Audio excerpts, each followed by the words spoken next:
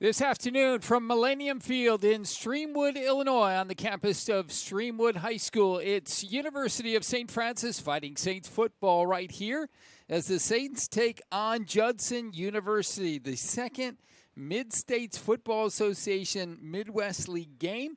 Both teams looking for their first conference victory, and Judson University looking for its first victory overall on the season.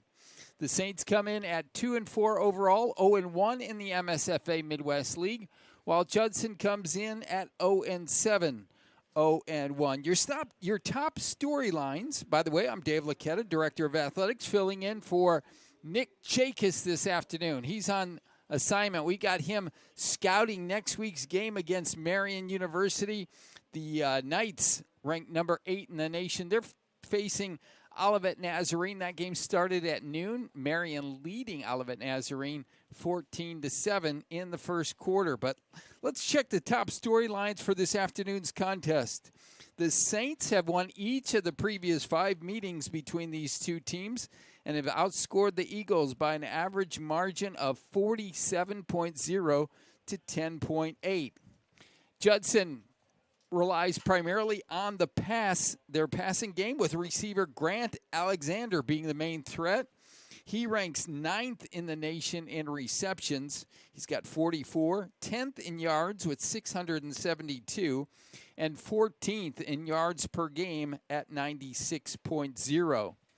USF's version of Alexander, we know him well, Ryan Little, who has had no less than 4 catches and 70 yards in 5 of 6 contests this season. He ranks 20th in the NAI in yards receiving per game at 89.7 yards per contest. Michael Hackman, we'll look for him to continue his pick artistry this afternoon. He's got 5 interceptions on the season. He's had interceptions in 4 games this year, including 2 in 1 game. And that's only 1 behind the nation's leaders. There are 2 guys with 6 interceptions on the year. Again, Hackman with 5. 2 numbers to keep an eye on this afternoon that pop out on the Judson stat sheet are the 32 sacks the Eagles have absorbed, and that opponents have only punted a combined 11 times. So in 7 games, really just less than 1.5 punts per contest. Referees are on the field. They just had the coin flip. Believe St. Francis is going to receive to start the contest. This series started back in 2021. That would have been right after the COVID year. And St. Francis opened with a 34-0 shutout of Judson on 10/16/2021. A year ago at the stadium, the Saints beat the Eagles 63-12. And that's the big number. Actually, the Saints will be kicking off. So Adrian Gutierrez will kick off for the Saints. Back deep for the Eagles should be Cassidy Whitaker. Looks like Zach McGee is back there, too. They've had 3 different return men return at least 10 kickoffs. And when you're allowing somewhat in the neighborhood of 56 points per game, you're going to see a lot of kickoff returns.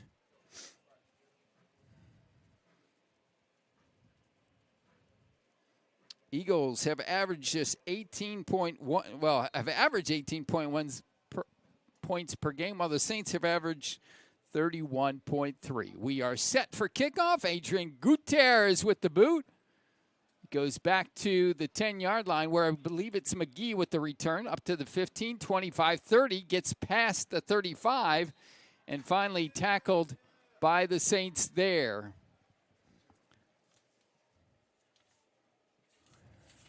On the stop for the Saints, Kevin Frazier. And I believe it was Abu Bakar Berry. Judson will have possession. First drive of the afternoon at its own 39-yard line. We'll give you the offenses and defenses for both teams when time allows. One man goes in motion. Pitch to the left side to the receiver that went in motion, and he is dropped for a 5-yard loss on the first play from scrimmage. Good first play for the St. Francis defense.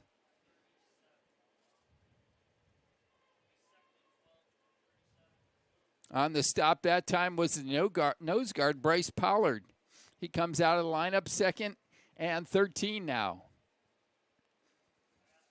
Quarterback is Marcus Freeman. He likes to throw over the middle, finds his receiver that time, Avant Rowe. And that is going to be a pickup of approximately 20 yards and a first down for the Eagles. And they're at the line of scrimmage very quickly. Freeman, again, right side to Rowe. Quickly this time, he is stopped by the Saints' Nick Franciscovich on the stop on the near sideline here. And it'll be 2nd and 10. Franciscovich back in the lineup. As you may recall, he missed last week's game after the unsportsmanlike conduct, the 2 unsportsmanlike conduct penalties in the Indiana Wesleyan game. When you get 2, you have to sit out the next game. So he sat out the St. Xavier contest, back in uniform today. This is a quick double pass this time, and Kevin Frazier scopes it out. The initial throw was thrown by Marcus Freeman. He threw to the left side to the halfback, Cayman Coleman. Coleman looked like he was going to run then to the left side, stopped, and then looked like he was going to throw back to the near side. The Saints had it scouted out, so they obviously had seen it earlier in the season, and it goes for a 7-yard loss. It'll be 3rd and 17 for Judson. First series this afternoon for the Eagles. Freeman back to pass. Carson Hansen was coming in on the blitz. Now here comes another defender. Here's a quick pass, and it's broken up by the Saints. It'll be Michael Hackman. And there is, I believe, a penalty marker down. Let's see where it's at. It's right at the original line of scrimmage. Line judge comes over. Not sure where the penalty, at that part of the field, it may be defensive holding. Everybody's standing around waiting for the official's call. 12:41 left to play. First quarter, opening drive for Judson.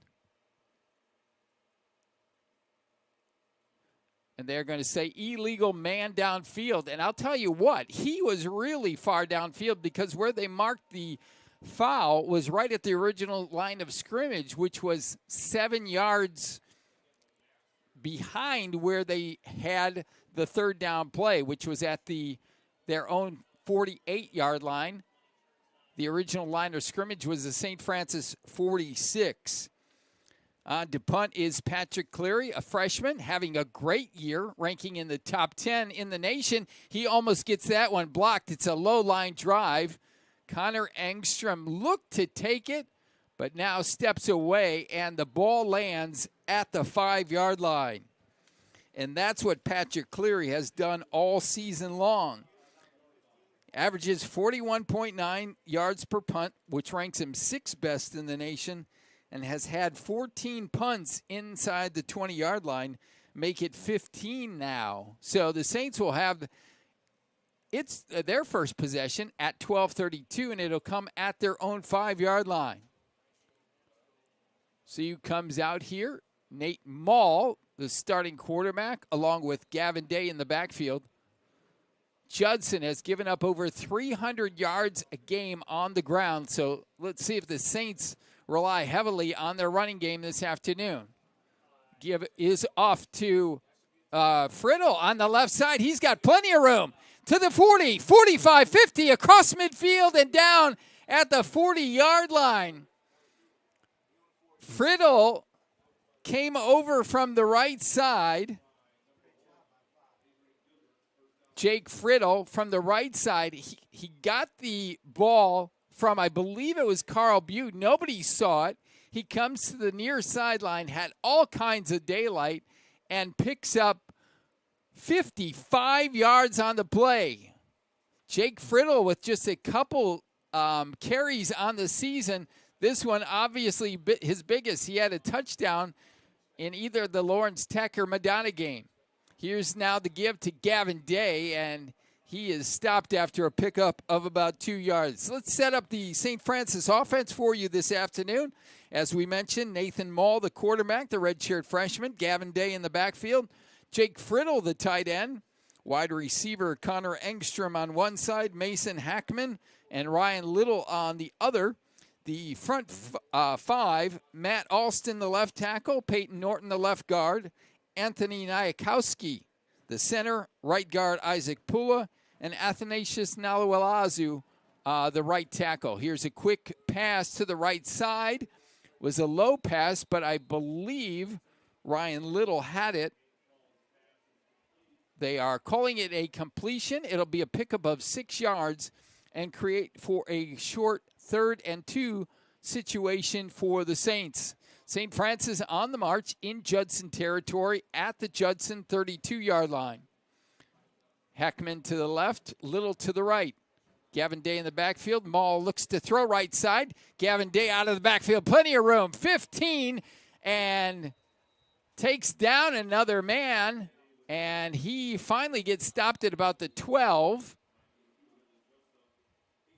And it looks like Gavin Day took a tough pop. And when he got up, he really looked wobbly, and actually Jake Friddle, the Saints tight end,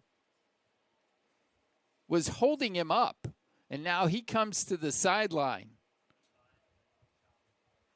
It's about a 18-yard pickup for the Saints. We'll have to keep an eye on Gavin Day on that far sideline. Nonetheless, the Saints pick up the first down. They needed 2. They got about 15. And now Jake Friddle talking to the umpire, and they're going to reset the ball right in the middle of the field at the 12-yard line. 1st and 10 for the Saints on the march. Larry Stringham in the backfield now for the Saints. He gets the carry. Runs behind Jake Friddle, stays up. He's a tough man to knock down. He actually stayed up. But then he got stood up, and they finally blew the whistles to stop the play. See how many yards they give him on this play. There was a little bit of a skirmish after the play. Referees move both teams to their respective sides. Saints obviously on offense, Judson on defense. It'll be a pickup of 6 yards on the play. And now Carl Buell in the backfield. Nathan Mall out along with Larry Stringham. Buell gives to Stringham, and he goes untouched into the end zone. 7-yard touchdown run by Larry Stringham, and the Saints are on the board. 9:29 left to play in the first quarter. It took just a couple minutes to drive 95 yards. The big play, the 55-yard run by Jake Friddle. Adrian Guerrero on to attempt the extra point, and now there are flags down. Guerrero actually was set up to kick, and then he lined up behind the center, and they charged the Saints with a false start. So they'll back up 5 yards from the 3 back to the 8. And it'll be, in essence, a 25-yard kick for Guerrero.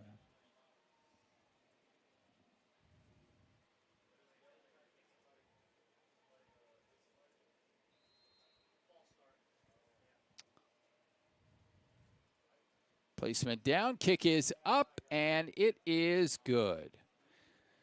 Adrian Guerrero continues where he has all season long. He's perfect on the year on PATs. Believe he's 25 for 25 now.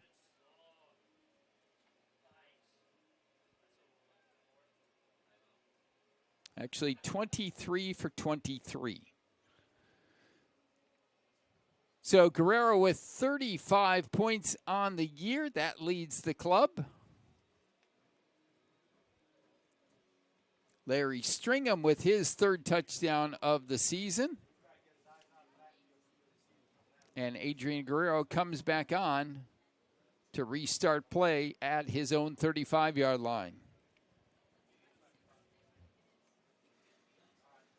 Mix of sun and clouds this afternoon. Temperature about 55 degrees. Winds coming out of the west slightly at about 8 miles an hour.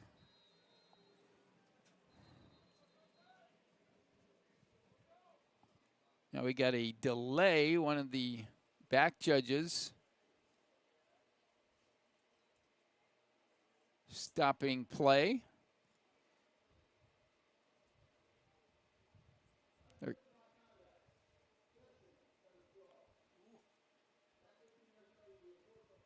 So Judson actually called with a delay of game, I believe it was.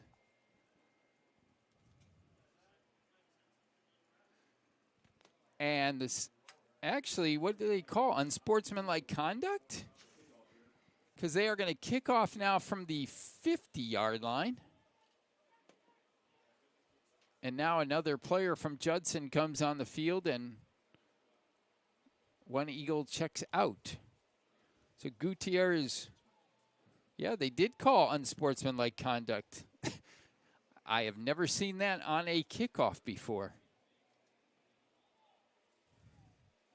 So the ball will be placed at the 50-yard line, and for Adrian Guerrero, that they're going to actually go for an onside kick. Who's got it? Do the Saints get it? They're saying they do. There's about 7 players between the Eagles and the Saints in the skirmish. Let's see who comes away with it. There's 2 officials, now 3 in the mix to see as they uncover the pile, and they're going to say St. Francis with the ball. And it looks like coming away with it for the Saints was Sabian Wilder. So the Saints will have possession at the Eagle 37-yard line. Smart decision by the Saints with the ball at the 50-yard line after the unsportsmanlike conduct penalty. Why not? Even if you don't get possession, it's going to be right there around the 37-yard line, and you've got a good defense that played pretty much shutout football a week ago. And Nathan Mall back in the lineup. Barry back in with him, and pressure this time. Now Nate Mall runs to the right. He was looking for his receiver. I think it was Jake Friddle on that right side. He was. And it falls incomplete. A little bit of pressure that time for Nathan Mall. The defense for Judson this afternoon. The defensive lineman, sophomore Bryden Miller, Andre Hawkins, a senior. 2 other underclassmen, Boda Hassassin and Austin Scott. So 3 of the 4 defensive linemen are underclassmen. Here's a quick pass by Mall. Throws it too far ahead of Ryan Little. Seemed to rush that one a little bit. He was about 4 yards in front of where Ryan Little was. It was a quick pass. Mall just took a couple steps back and fired it as Ryan Little was coming up with the crossing pattern. So it'll be 3rd and 10 now for the Saints. The last time on 3rd down, it was 3rd and 2. Gavin Day got the first down pickup. We have not seen him back since. Came off on that play a little bit wobbly. Nate Mall again under pressure. Throws it to Jake Friddle. He's got the catch. And are they going to say first down? I thought it was a little bit short of the first down marker, but they're going to give him a first down. Great job by Jake Friddle of knowing exactly where the first down marker was. And now we're going to have a timeout on the field. Let's see. I think it's going to be on Judson. Yep. Judson is going to take its first timeout. 9:01 left to play first quarter. The Saints on top 7-0. Judson had its first possession. They got, I believe it was 1, possibly 2 first downs. And then the Eagles had to punt. It went to the St. Francis 5-yard line. And on the first play from scrimmage, they ran a reverse with Carl Bew giving off to Nate Mall, giving off to Carl Bew, and then Carl Bew giving off to Jake Friddle, who came across the near sideline here for 55 yards, and that eventually set up Larry Stringham's 7-yard touchdown, and that's where we stand right now. The Saints then got the ball back on an onside kick, and they have a 1st and 10 situation here. Mall in the backfield, along with Ububakar Berry. Quick hitter to the left side. Jake Friddle's got plenty of room. Gets by one blocker, and good job that time for the Saints. Mason Hackman stayed with his block. Friddle ran right behind him, and Friddle picks up another 1st down, and it'll be 1st and goal for the Saints again at around the 8-yard line. Mall just took a jump step and threw to Friddle on the left side, and then Friddle took it from there for about 18 yards. 1st and goal for the Saints on their 2nd possession. Quick hitter right side looking for Ryan Little. There it is. Touchdown. Ryan Little with his 4th touchdown of the season. That ties him for the the team lead with Connor Ingstrom. 7-yard pass play to Ryan Little in that right corner, and the Saints are up 13-0, and we're just halfway through the 1st quarter. Guerrero on to attempt the extra point. Perfect 23 for 23 on the season. Kick is up, and it didn't signal good or not, because the one official who makes the call back there actually came up to stop another little skirmish that has gone on.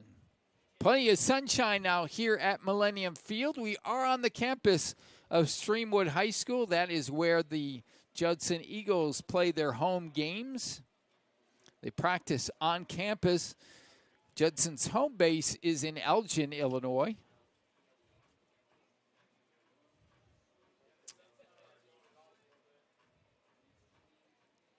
As we mentioned on the season,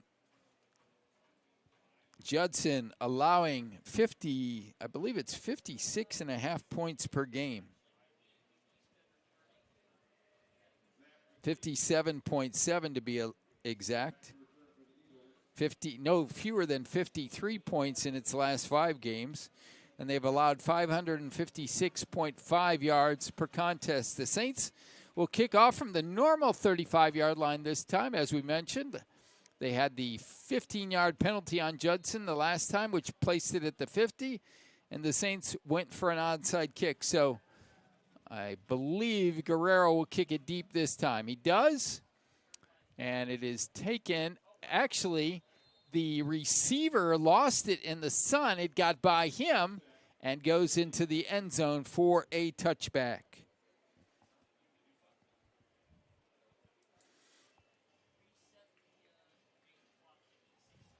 So Judson comes on the field with its offensive unit for the 2nd time. Marcus Freeman, the junior quarterback, he's completed 61% of his attempts. That's some good numbers. They've got some good numbers passing-wise. It's rushing where they have really struggled. They've gained only about 43 yards per contest on the ground. He's got 2 men in the backfield this time, and he fumbles, and who's going to come up with it? I believe the Saints do. And who came away with it? It's going to be Rob Baranowski, redshirt sophomore defensive back from Lockport. And on the first play from scrimmage on the Eagles' 2nd drive, they turned the ball over. This has been a problem like it has been for the Saints, for Judson. Their 15th fumble of the season, their 8th loss, and the Saints will take over at the Judson 24-yard line. Mall back there. He's with Aaron Larkins back there. Maul to the left side. Mason Hackman there. Touchdown. One play and a touchdown for the Saints. They put 3 touchdowns on the board, and we're not even midway through this first quarter. Nice play from Maul to Hackman in the near corner of the end zone on this near side. And Hackman with a real nice grab. He had to get up high in the air to make that grab. He did. And he's got himself a touchdown this afternoon. Guerrero with the kick. And it is good again. And the Saints are on the board. 3 quick scores in the first 7 minutes of this contest. For Hackman, it's his second touchdown of the season. And the second passing touchdown for Nathan Maul this afternoon. For Maul, he came in to the contest with 11 touchdowns, completing 51% of his attempts, 91 for 178. Let's see if we can pull up some numbers here. It has been quick for the Saints in terms of their scoring.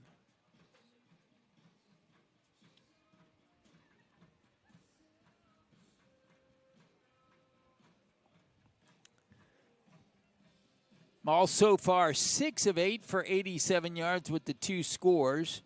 Jake Friddle with the 55-yard run. The Saints with 4 carries for 69 yards. Friddle and Little with 2 receptions each. Hackman and Gavin Day with the other ones.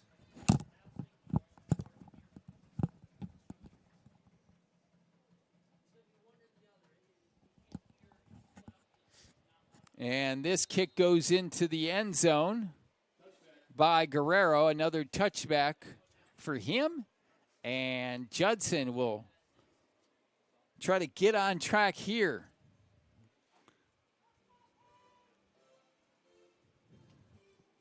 The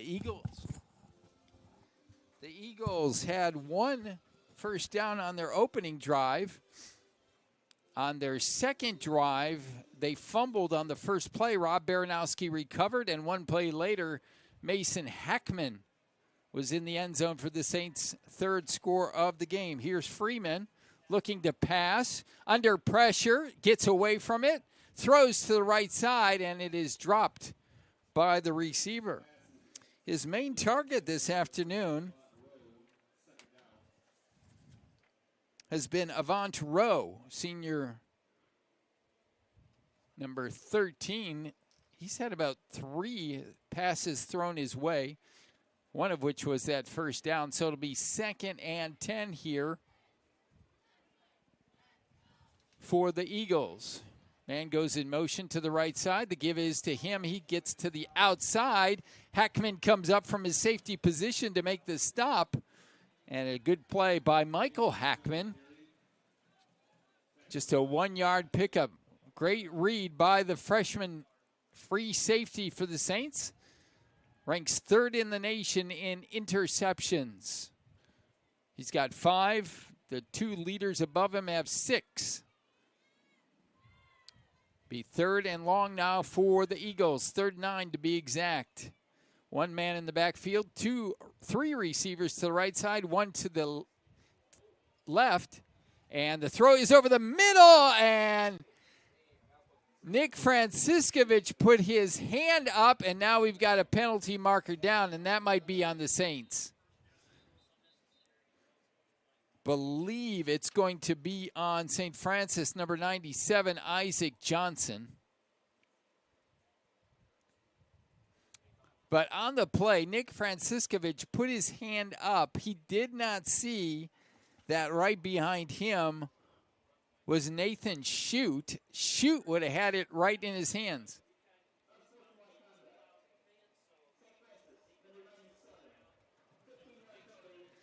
You can see it was on, you could hear it was on number 97, as we mentioned, Isaac Johnson, and it'll be a first down for the Eagles.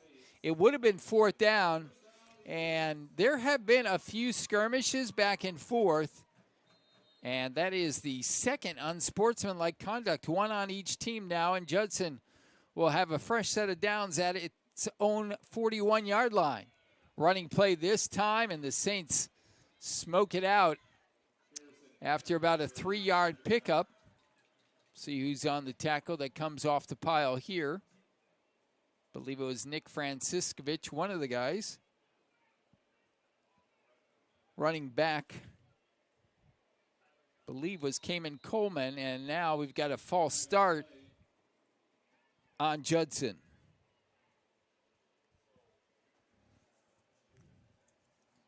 .650 left to play first quarter, and it is already St. Francis 21, Judson 0. As we mentioned in the pregame, the Saints coming into this contest a perfect 5-0 against the Eagles, outscoring them by an average of 47 to 10.8. So the 5-yard penalty will put the Eagles back at their own 39-yard line.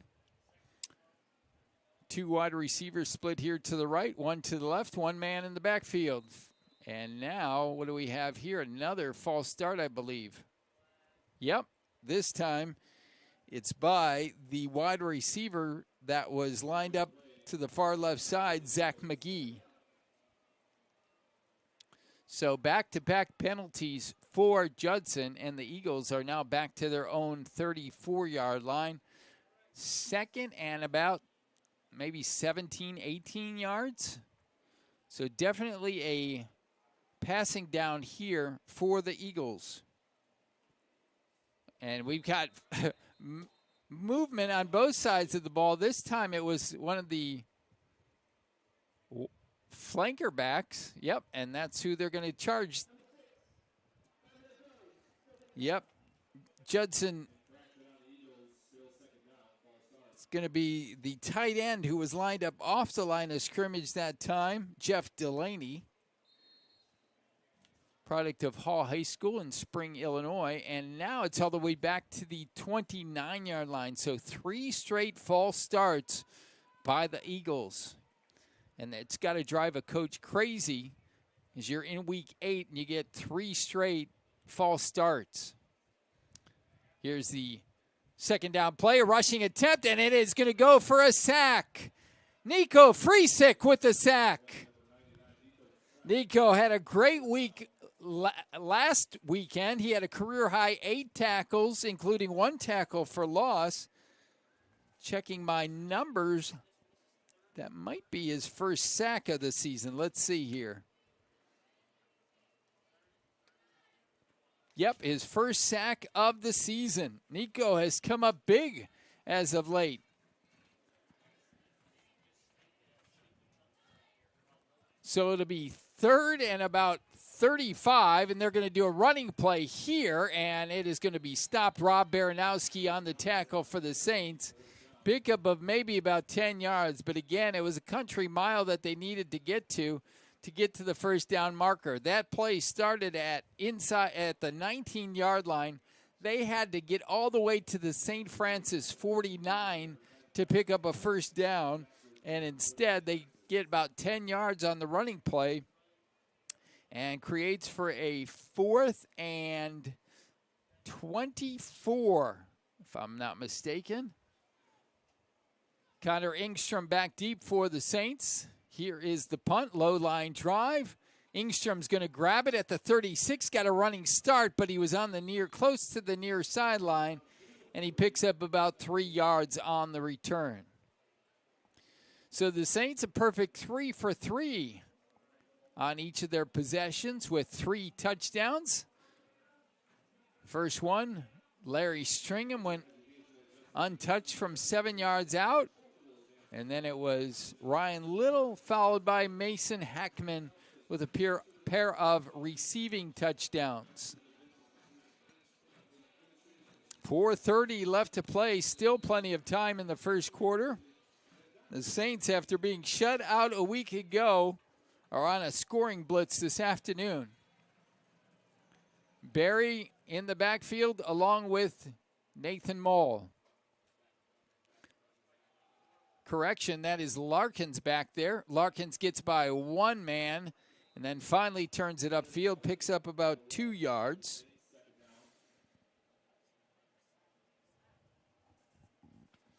Larkins, a redshirt sophomore from Crest Hill, transferred in from Valparaiso, picks up 2 yards on that play. Came into today's game with the Saints' leading rusher at 202 yards on 42 carries. Here's a passing attempt. Now Larkins out of the backfield. 50, 45, 40, 35, and finally pushed out of bounds there. Where are they going to mark it? At the 35 or the 36? They're going to mark it at the 36. So about a 20-yard pickup by Larkins, and that is a similar play that we saw Gavin Day out of the backfield to pick up a first down on a 3rd and 2 situation to set up Larry Stringham's first touchdown. Here again is Maul throwing left side, looking for Littles, and throws him a little bit too far that time. But getting back to that last play with Larkins, we were talking about Gavin Day, and Day, after making that catch, got hit pretty good, and he put the stick on as well, but he came up wobbly, and we have not seen him the rest of this afternoon. So we're looking for him on that far sideline. There he is at actually about the 45. Still does have his helmet with him. Here's the running play. Carl Buell left side. Not much there that time, and it'll be maybe a pickup about 2. Carl Buell coming over from the right side, that slot position. Tried to string it out to the left side, but not much running room. Finally got taken out of bounds and picks up 2 yards to the 34-yard line. So it'll be 3rd and 8 for the Saints. If they don't get it here, I'm sure they would go for it on 4th down. Maul with Larkins in the backfield. Maul again looking to pass. Under pressure, and he's going to go down. And they may call a horse collar tackle or face mask. And if they do, I believe it would be a 15-yard penalty and a first down for the Saints. They don't like the call here on the near sideline. The headline judge is now conferring with the referee, and we may see this one taken away. Let's see what they call here. Yeah, they're going to cancel the penalty marker, and the Saints now with the sack, which was a loss of about 7 yards. The Saints are going to come out with their punting team for the first time this afternoon. Guerrero. Ball is placed at the 41. As I mentioned to you in the pregame broadcast, opponents have only punted 11 times through the first 7 games against the Eagles. That's how much their defense has struggled. And now Judson is going to call its second timeout, and there is frustration in that punt return team for the Eagles. It looked like they were a man short and weren't lined up properly. And again, when you're only on the field 11 times through the first 7 games, that could create confusion. Glad to have you with us this afternoon. It's been another big weekend of St. Francis athletics. It started all last night with a couple big wins for St. Francis teams. The women's soccer team upended Governor State over in Crown Point, Indiana last night by a 4-1 count. And then the women's basketball team had a 80-58 victory to open its campaign this afternoon up in La Crosse, Wisconsin. At the same time as this kickoff, Viterbo is taking on our Fighting Saints. And earlier this morning, still waiting on results from the NAI Great Lakes Challenge, one of the big cross-country meets at the NAI level up in Grand Rapids this morning. Saints with the number 24 ranked team in men's cross-country. The timeout is over. Guerrero looking to see if he's going to punt, and he does finally. Nice low line drive. It gets by the St. Francis defense, however, and goes into the end zone. It was a great punt by Guerrero, and it took a sort of a funny hop. There were about 3 Saint defenders there, and then it sort of, once it hit the turf, it bounced to the left away from where those 3 Saint defenders were and went into the end zone. So the first time this afternoon that the Saints don't come away with a touchdown. They were perfect 3 for 3 prior to that. 2:22 left to play in the first quarter, and the Eagle offense is back on the field, led by Marcus Freeman, the junior quarterback. 2 wide receivers on each side, throwing to the left side real quick. He's got a man. He's got some room. 35, 40, 45, 50, and finally knocked out of bounds by the Saints, Michael Hackman. But not before a 30-yard pickup and a first down for the Eagles right at midfield. They got into St. Francis territory on their first drive, but after that first down, they never got another one. And this one is a running play, and it is snuffed out by the Saints right at the line of scrimmage. Marcelo Bernardi there, along with Rob Baranowski. Baranowski, as we mentioned earlier, had a fumble recovery that led to the Saints' 3rd score. And this one is a loss of 1 yard. So it'll be 2nd and 11 back in Judson territory at the Eagle 49-yard line. Out of the shotgun is Freeman. Fakes once and then looks over to the Judson sideline for the call again, and the running back that was with him, that was on the left side, moves over to the right side. He gets the ball, and he is stopped. That is Harrison Hanna, who has also saw a little bit of time as a quarterback. He's a perfect 4 for 4. That goes as a 5-yard pickup for Hanna. He's in the backfield again. So it'll be 3rd and 4. We are under a minute to play here in the first quarter. Eagles will stick with 3 wide receivers to the right, 1 to the left, and Hanna in the backfield along with Freeman.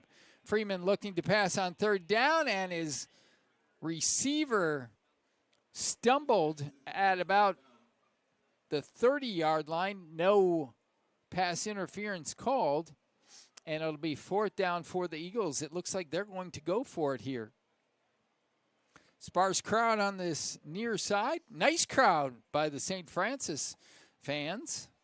Actually, it looks like more St. fans than Eagle fans this afternoon. 4th down for Judson. They're going to pass, looking to go right side. Running back out of the backfield. And are they going to get the first down? No. Let's see. No, they're going to be short. They're going to be about a yard short on the stop that time. Let's see who was there. Franciscovich was there, but I believe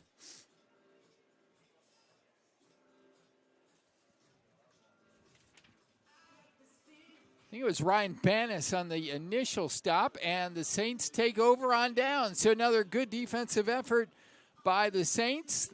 The Eagles get into St. Francis territory, but cannot put any points on the board, and that'll bring the Saints back on the field with 28.6 seconds left here in the first quarter. Larry Stringham in the backfield this time. He gets the ball. He's got a little bit of running room and powers his way. Looks like he might be just a little bit short. Let's see where they mark it. They are going to say first down, I believe. Yep. He needed to get to the 49. That's exactly where he got, and that is going to wind down the clock here in the first quarter. A very successful first quarter for the Saints.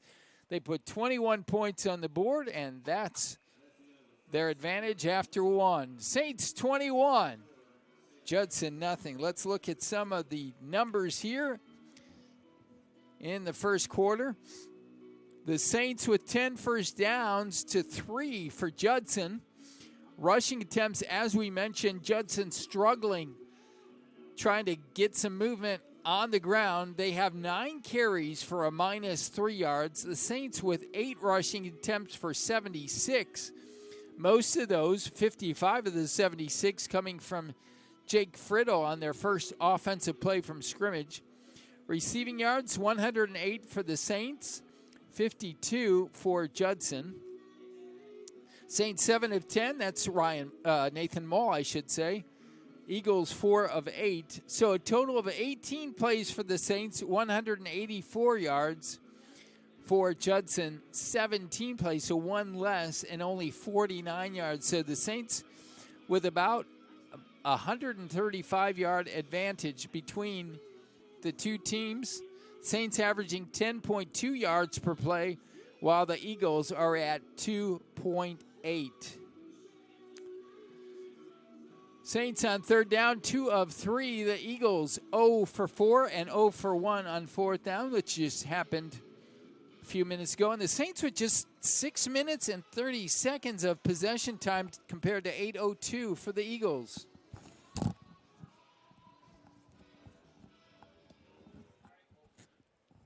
So the Saints will start the second quarter in Judson territory at the Eagle 49-yard line. Give is off to Stringham, and he is hit strong at the line of scrimmage. Nice play that time for the Eagles by the graduate linebacker Avrian Gilbert, 5'8", 210-pounder. He transferred from Kaiser, which is one of the top-ranked teams in the program. And Gilbert, the leading tackler for the Eagles. No gain on the play, 2nd and 10 for the Saints. Judson really stacking the front line. Maul goes to the right side, finds Connor Ingstrom. Ingstrom takes a cut inside, picks up about another 2 to 3 yards. It'll be a gain of, let's see, about 20 yards for Connor Ingstrom, his first reception of the afternoon.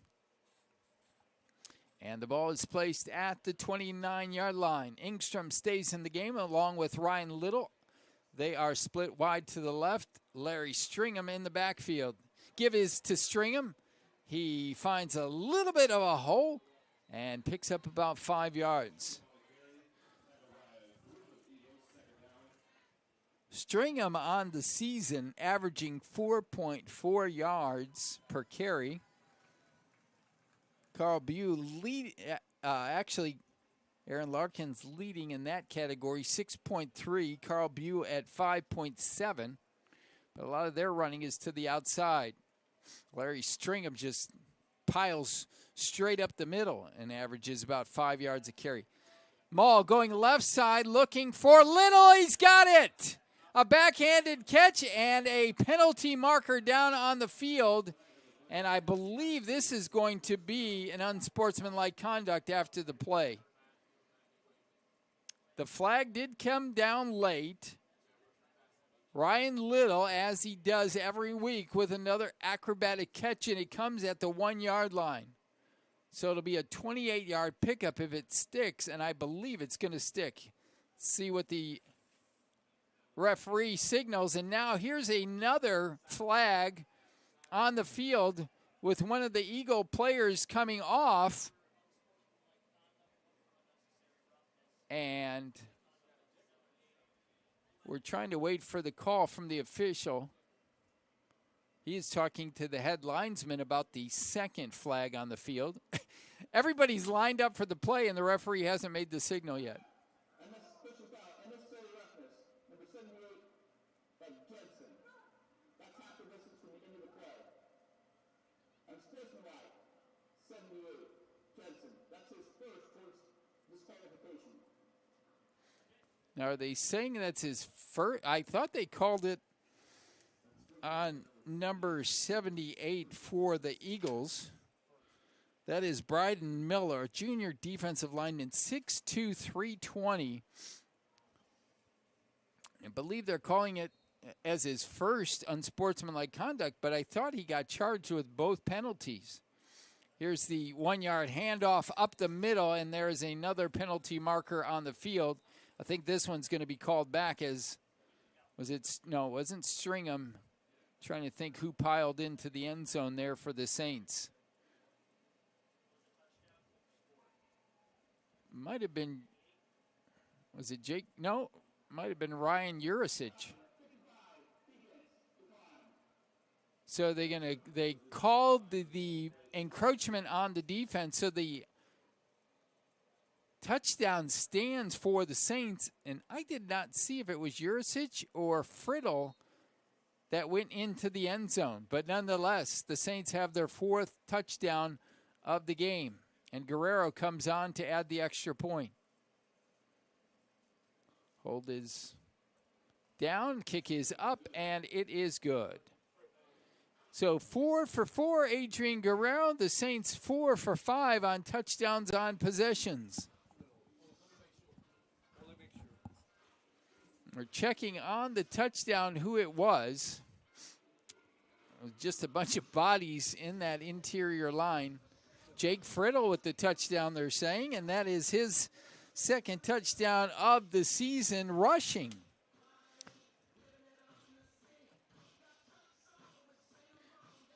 Friddle with 5 carries because he had the one for 55 yards earlier. 5 carries and 2 touchdowns this season. Saints on top, 28-0. 13:03 left to play, 2nd quarter.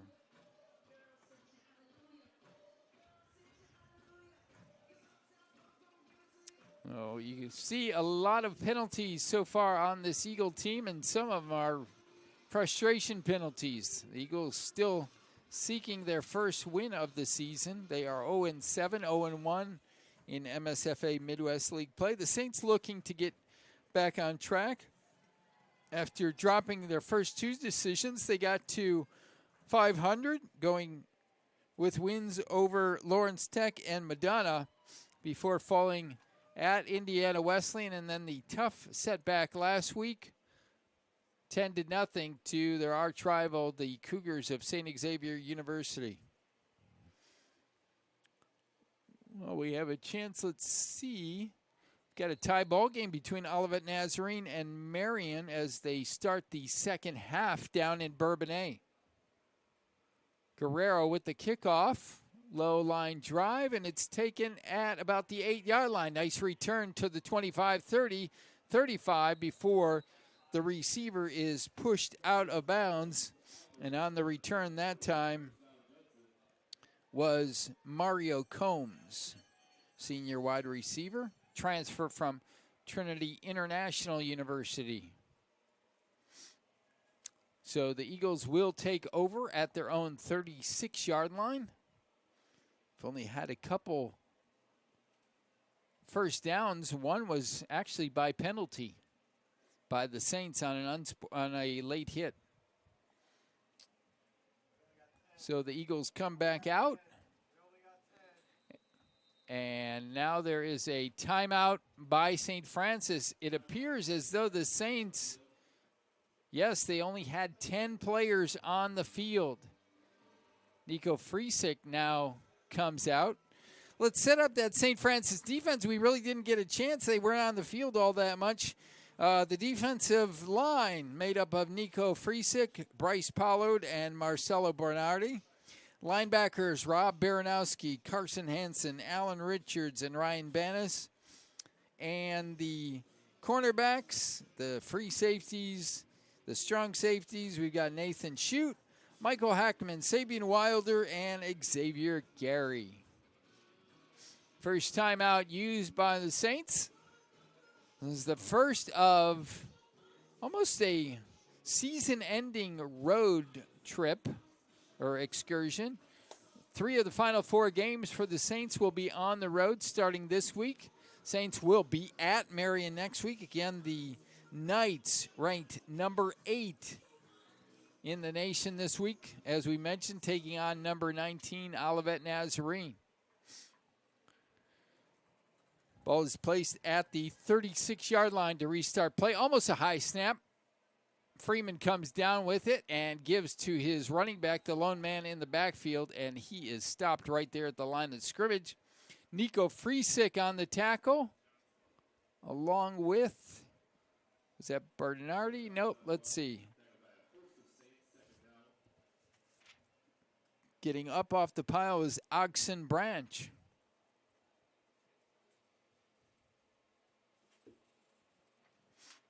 So it'll be pickup of 1 yard on the play, 2nd and 9 for Judson. Man comes in motion on the far side. Give is off to the running back in the backfield. He picks up some yardage, got first down yardage, and picks up about 11 yards on the play. I think that was Harrison Hanna, who's been in the backfield primarily for the Eagles. And he picks up Judson's 3rd first down of the contest. Still in Judson territory at the Judson 49. 11:46 left to play, second quarter. It's been all Saints so far this afternoon, scoring 4 touchdowns on their 5 possessions. Freeman throws right or left side very quickly. 3 Saint defenders there, but not before the receiver, Cassidy Whitaker, makes the grab for a pickup of 9 yards. So the Eagles on the move. As we mentioned, they do have a solid passing game. They rank 25th in the nation with their passing game, averaging 257.9 yards per game. This time it's a running play to Hanna, and he is going to be stopped in the backfield by Nick Franciscovich,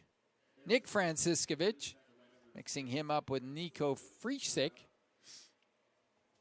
And it is a loss of 4 yards on the play. So it was 2nd and 1. It is now 3rd and 5.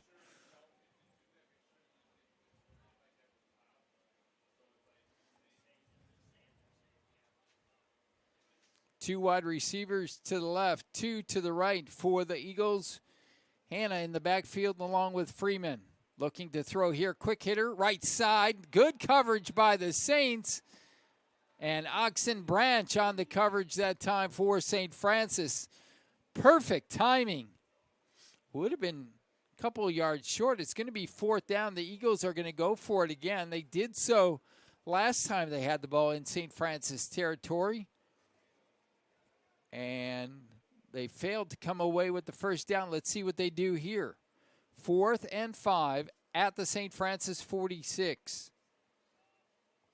Freeman steps back under pressure, throws, and it's high. And it was intended for Cassidy Whitaker. It goes high, and the Saints will take over on downs with 10-12 left to play in the second quarter. Saints scoring this afternoon.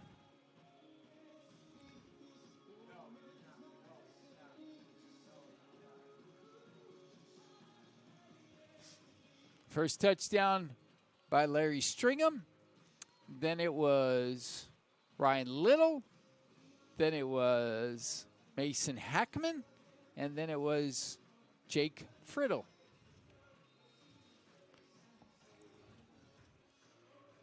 Carl Bew in the backfield along, going to mix it up here, Johnny Sorensen. So Sorensen and Bew, the backup quarterbacks, in the backfield for the Saints right now. Nathan Mall out on this particular play. Sometimes we see this where Mall comes out for a play or two, and you see Sorensen running the offense, and you also see Carl Bew. Definitely probably a running play here. Now, Bew goes in motion, and it's a quarterback draw. Johnny Sorensen, 45, 40, 35, 30. He could go all the way. 15, 10, 5, touchdown.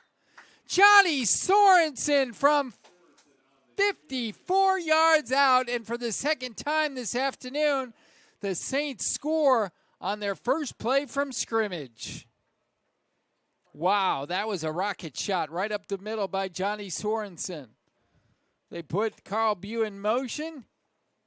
Sorensen took a couple steps back as if he was going to throw. It was a quarterback draw. He went untouched for 54 yards. Adrian Guerrero on to add the extra point. Snap, placement, and the kick is up, and it is good. Saints with 35 points in the first 20 minutes of this afternoon's contest.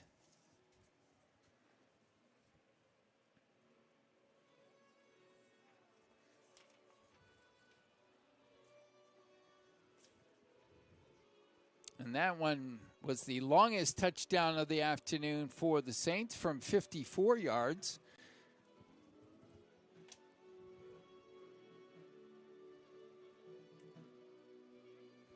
Larry Stringham, the first touchdown came at 9:29 of the first quarter, 7-yard run.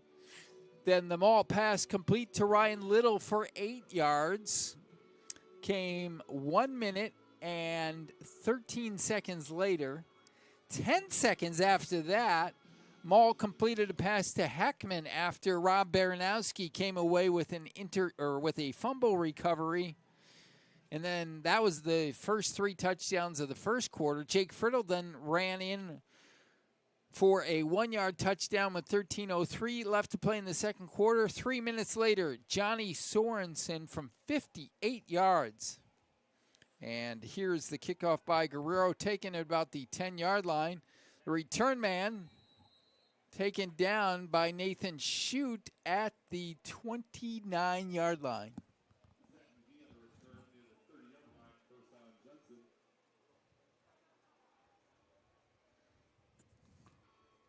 Saints with 14 first downs and just 3 for the Eagles. And actually, one of those first downs was by a St. Francis penalty. Otherwise, it would have been 4th down in a punting situation for Judson. Eagles take over at their own 29-yard line. Familiar set, 2 wide receivers left and right. And this play goes up the middle for an 11-yard pickup.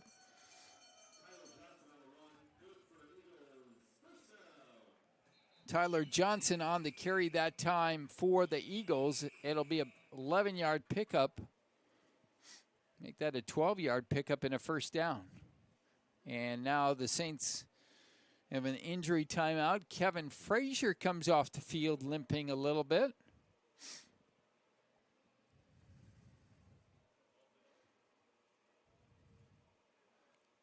Frazier looks like he's upset with himself. He takes his 2 hands and pounds his hands on his helmet, just looking frustrated. Ready to restart play as he exits the field. Ball at the 41-yard line. Another running play here, and on the stop that time. And that was for the Saints, Alan Richards, and into the lineup for the first time in a long time, Trey Sayers on the field. 4-yard pickup, quick pass here now to the left side. Not much running room there. Nathan Shute held up the receiver, and Alan Richards finished him off. It was a pickup of 3 yards on the first down play, another 2 yards here. Yeah, Trey Sayers back in the lineup. He has torn, I believe it's his ACL, but he, playing in his final season, just said, hey, I'm going to try to recover and do as much as I can here. And he's back on the field. Here's Freeman under pressure, gets by one St. Francis defender, now runs, now throws, has an open man, and that receiver dropped it. Cassidy Whitaker was wide open at the St. Francis 42-yard line.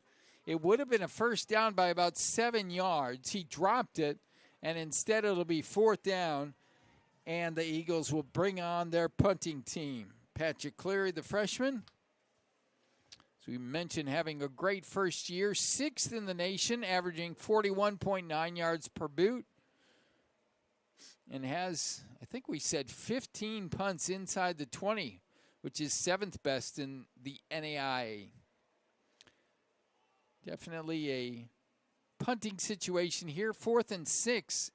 Judson in its own territory, and now we might have a delay of game. Nope, they're going to call a timeout, the Eagles are. It's exactly what it is. 8:26 left to play here in the second quarter. It'll be an Eagle timeout. Checking some of the other games around the league today on the schedule. Madonna is at Siena Heights. These are all league contests now, as we mentioned. Last week was the start of league play for both the the Mid-East and Midwest league teams. Madonna at Siena Heights was this morning. St. Francis, Indiana at St. Xavier was a noon start. We'll have to check out that score when we get a chance. Taylor is at Lawrence Tech. As we've mentioned throughout the broadcast, Marion at Olivet Nazarene. And later on this afternoon, Defiance will be at Indiana Wesleyan. That is a 3 p.m. kickoff. Looking at the rankings, 3 teams in the MSFA between the East and West in the top 25. Marion, number 8. Indiana Wesleyan, number 14. Olivet Nazarene, number 19. And others receiving votes include Taylor, St. Xavier, and St. Francis, Indiana. The Eagle timeout is over. It is Judson's final timeout of the half. The Saints have used one. And the Eagle punting team is on the field. Back deep, the only man for the Saints is Connor Engstrom. Low line drive kick away from Engstrom, and this is going to roll out of bounds at the 6-yard line. So the second punt this afternoon by Cleary inside the 20-yard line and his 16th of the season. That's impressive. Even though the Eagles have struggled offensively and had to punt a lot, 16 inside the 20 is a strong number. That's 2+ per game. Actually, 2 even. This is the 8th game for the Eagles, and now 16. 16 divided by 8 is 2. So the Saints will start at their own 6. The last time they were this deep in their own territory, it was the first play from scrimmage, and Jake Friddle ran off left end for a 55-yard gain. Let's see what they do here on first down. Looked like motion by the whole left side of the line for the Saints, and that's going to push it back to the 3-yard line. It'll be half the distance. But as I mentioned, Jake Friddle with that first carry for 55 yards. He's had 2 carries this afternoon, and the second one was the 1-yard plunge into the end zone for a touchdown. Sure, the Saints are going to run the ball here.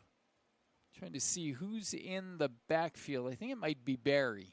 We have not seen Gavin Day since that first quarter. Is it Barry on the carry up the middle? Gets to about the 4, maybe a 1-yard pickup.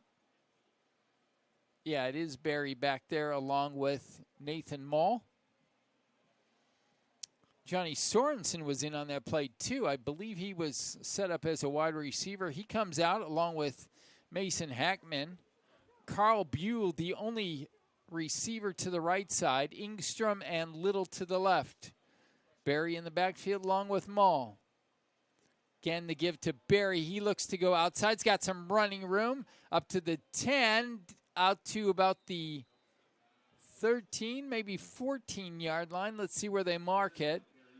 I think he's going to be about a yard short of the first down marker. It'll be 3rd down. Actually, he'll be 2 yards short, so it'll be 3rd and 8. The Saints on 3rd down. 2 of 3. Haven't had that many 3rd down plays so far. Midway through the second quarter. Barry again, left side. He's got the first down. Same exact run play called by Matt McCarthy, the Saints offensive coordinator.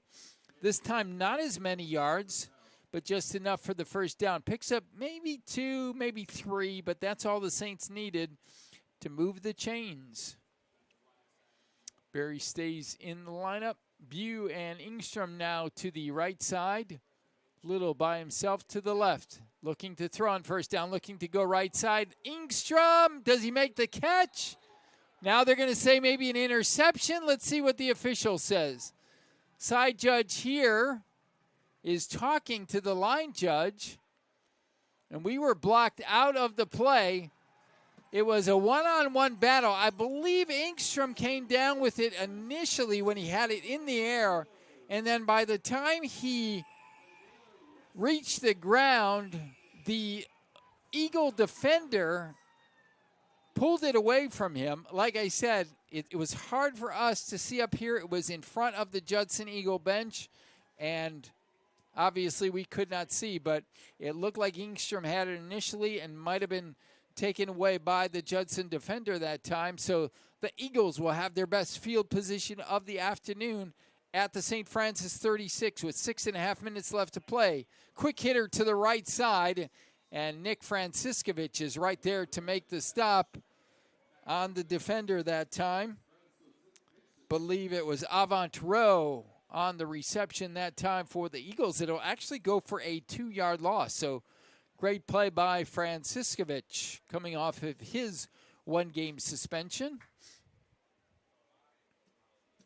Again, 2 wide receivers to the right, 2 to the left. That's been now Rowe goes into motion left side. Under pressure is Freeman, and I believe it was Carson Hansen that made the initial hit.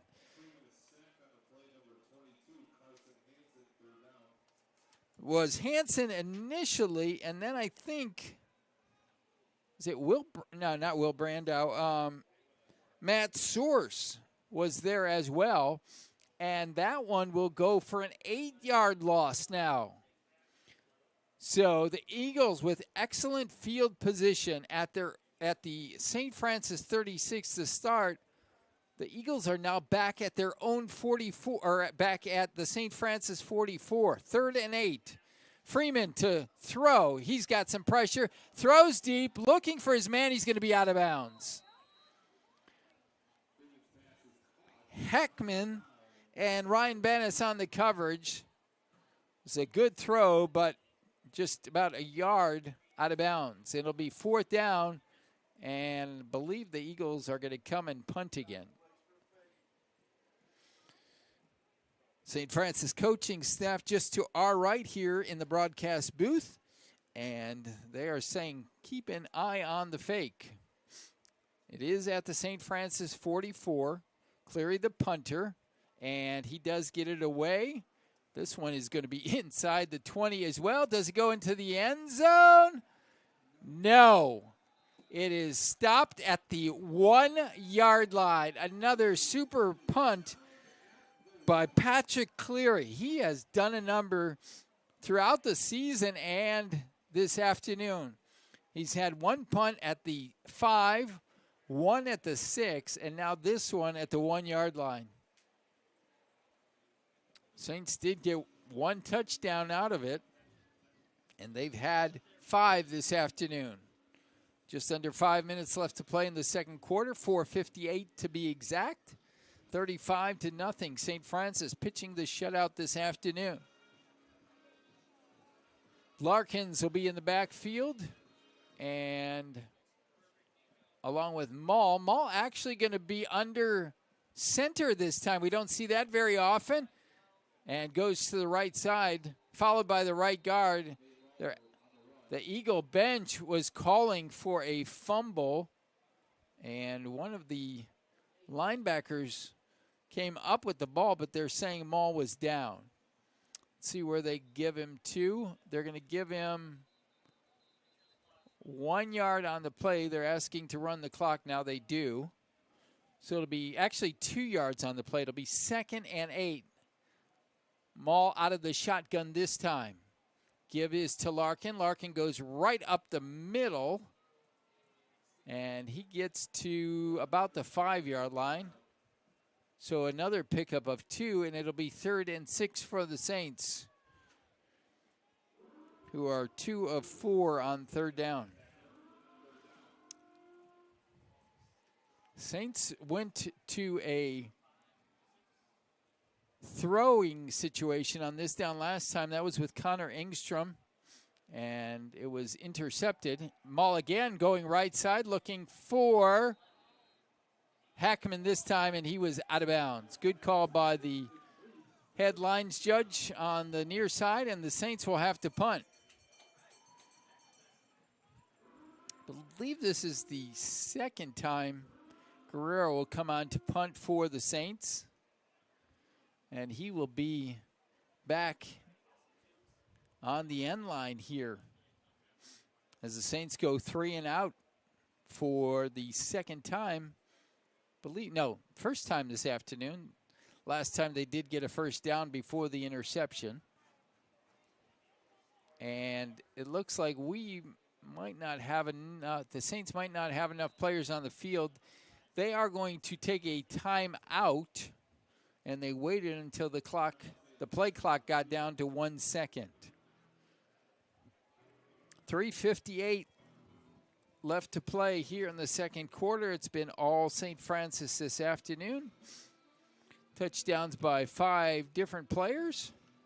Trying to get some updates on other scores from around the league. Marion has taken a 30-24 lead on Olivet Nazarene. It is a shootout in Bourbonnais. 2:16 left to play in the third quarter in that contest. See if we can get an update on St. Xavier and St. Francis, Indiana. Big matchup in the Midwest League. The other big matchup in the Midwest League this afternoon.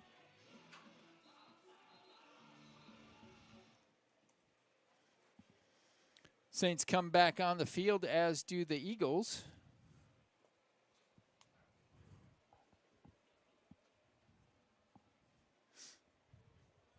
Definitely not a fake situation here, as the Saints are only at their 5-yard line. Guerrero on to punt for the second time. Had a great week last week. Here's the punt. This one is a wobbler, and it's going to go out of bounds at around the 36, and there is going to be a penalty on Judson. And they're saying that one of the Eagle players has thrown a punch, and now there's another penalty by Judson. So what makes this really interesting is it wasn't the best of punts. It was only about a 30-yard punt by the Saints this time. The ball is marked at about the 36-yard line, and I believe the Eagles are going to get hit with back-to-back unsportsmanlike conduct penalties. And that is going to take them back to their own 34-yard line.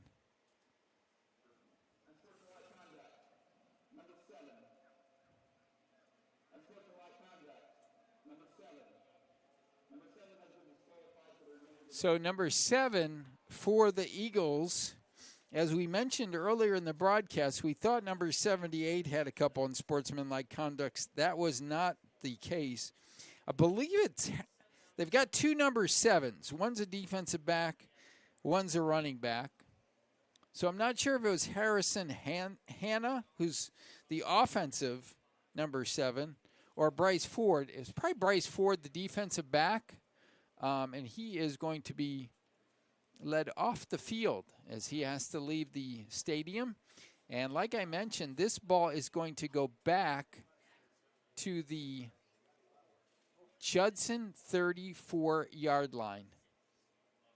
So again, once you get 2 unsportsmanlike conduct penalties, you are ejected from the game.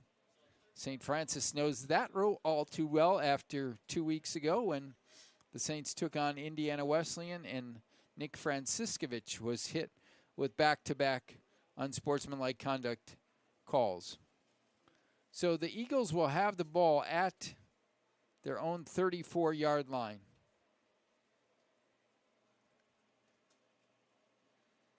.351 left to play second quarter here at Millennium Field on the campus of Streamwood High School. That is where Judson plays all of their home games since they initiated the program back in 2021.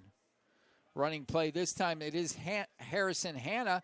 Hanna gets to the outside and picks up 8 yards. So we do have verification now that it was Bryce Ford, the sophomore defensive back, that was charged with the back-to-back unsportsmanlike conduct penalties, since Harrison Hanna made that rush and a pickup of 8 yards on the play.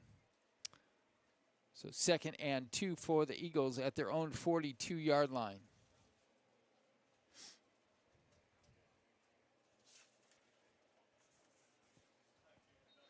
And I believe we have another false start on Judson.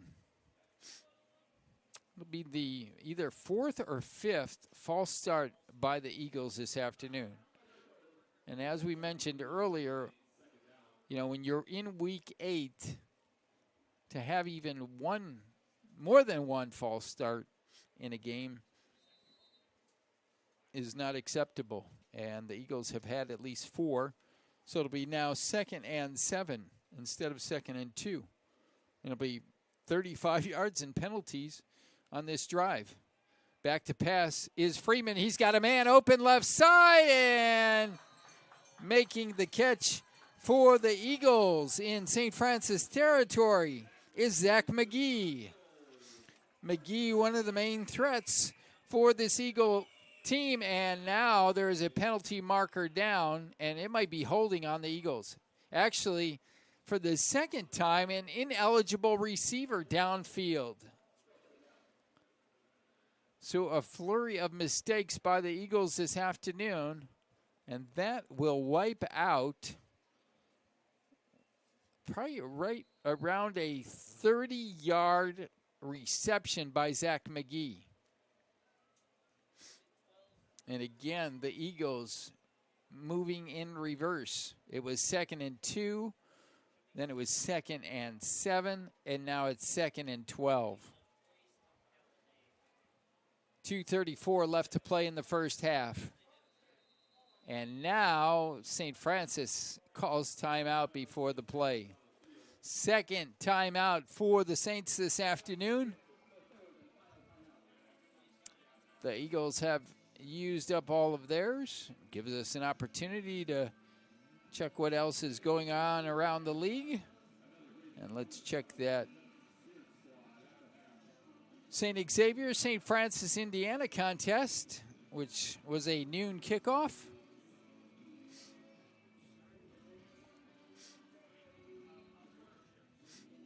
It is tied at 14 midway through the 3rd quarter. The Eagles and, I should say not the Eagles, the Cougars. Well, they're both Cougars. St. Francis, Indiana, and St. Xavier. Both teams come in at 5-2, 1-0 in league play. Actually, St. Francis, Indiana is 0-1. They got blanked by Marion a week ago. Both teams scored in the first quarter. St. Xavier took a 14-7 lead into the second, but St. Francis, Indiana has matched that touchdown in the third, and that's where that contest stands. So 2 big games in the Midwest Division this afternoon. That one and the Marion Olivet Nazarene game. 3 wide receivers to the left here for the Eagles. They go to the right side. It is intercepted at the 25. And going into the end zone for the Saints is Nathan Shute. Nathan Shute with, I believe it was either a 25 or 35-yard interception return. We'll see where they mark it, but Nathan Shute had that play spelled out perfectly and goes into the end zone for the pick 6 with 2:21 left to play here in the second quarter. It's St. Francis 41, Judson nothing. Adrian Guerrero on to attempt the extra point.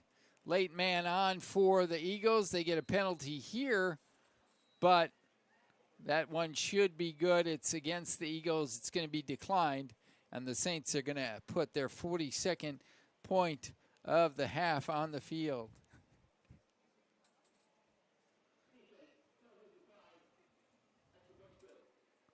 And the official just clarifying that it was on Judson.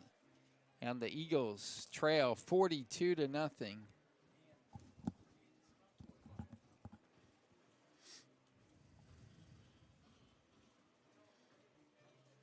As I mentioned to you, Dave Laquetta on board here in Streamwood, Illinois. Nick Jacobs taking care of some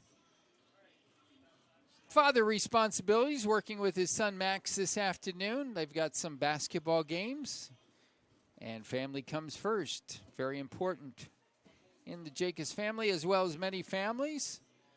As I mentioned before in the broadcast, I said he's on assignment covering getting ready for the Marion game next week. That's where St. Francis will be, down in Indianapolis next Saturday afternoon. Marion comes into this afternoon ranked number 8 in the nation. That will be no doubt a tall task for the Saints next Saturday afternoon. Kickoff, I believe, is at noon Central Time. 1 o'clock in Indianapolis. First interception for a touchdown, or first defensive touchdown, I should say, for the Saints this afternoon. The other 5 have been on the offensive side of the ball. Adrian Guerrero ready to kick off. Does so. This one goes to the 8-yard line again. Return on the far sideline, and making the stop is Johnny Sorensen just before the 30-yard line.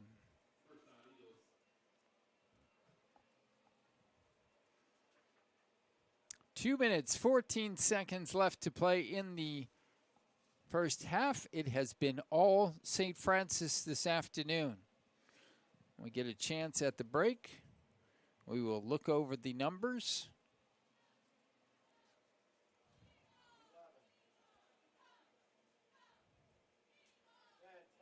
There's a penalty marker down on the field. It was over by the St. Francis sideline. Let's see what the head official, Jim Little, calls here. Might be, yeah, encroaching. Receiving team, number 11, 5 yards from the end of the red. So if you heard Jim Little, the head referee, another penalty by the Eagles, and that'll be another 5 yards back.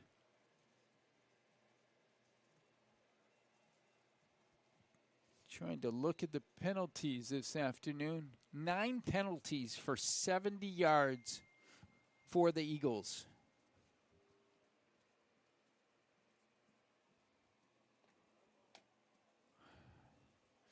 First down play for the Eagles, going to the pass over the middle, and not making the play was the outstretched receiver that time, Mario Combs. So it'll be 2nd and 10 for the Eagles.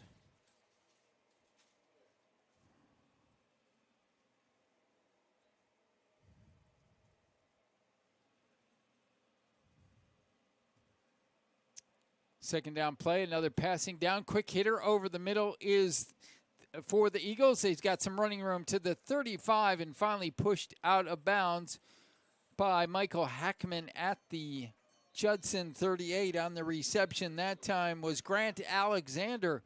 That's a name that we mentioned early in the broadcast, but that might be, as we look at the stats, that might be his first reception this afternoon. Let's see. Actually, it's his second. He had one for 30. And we are at the 2-minute warning here of the first half.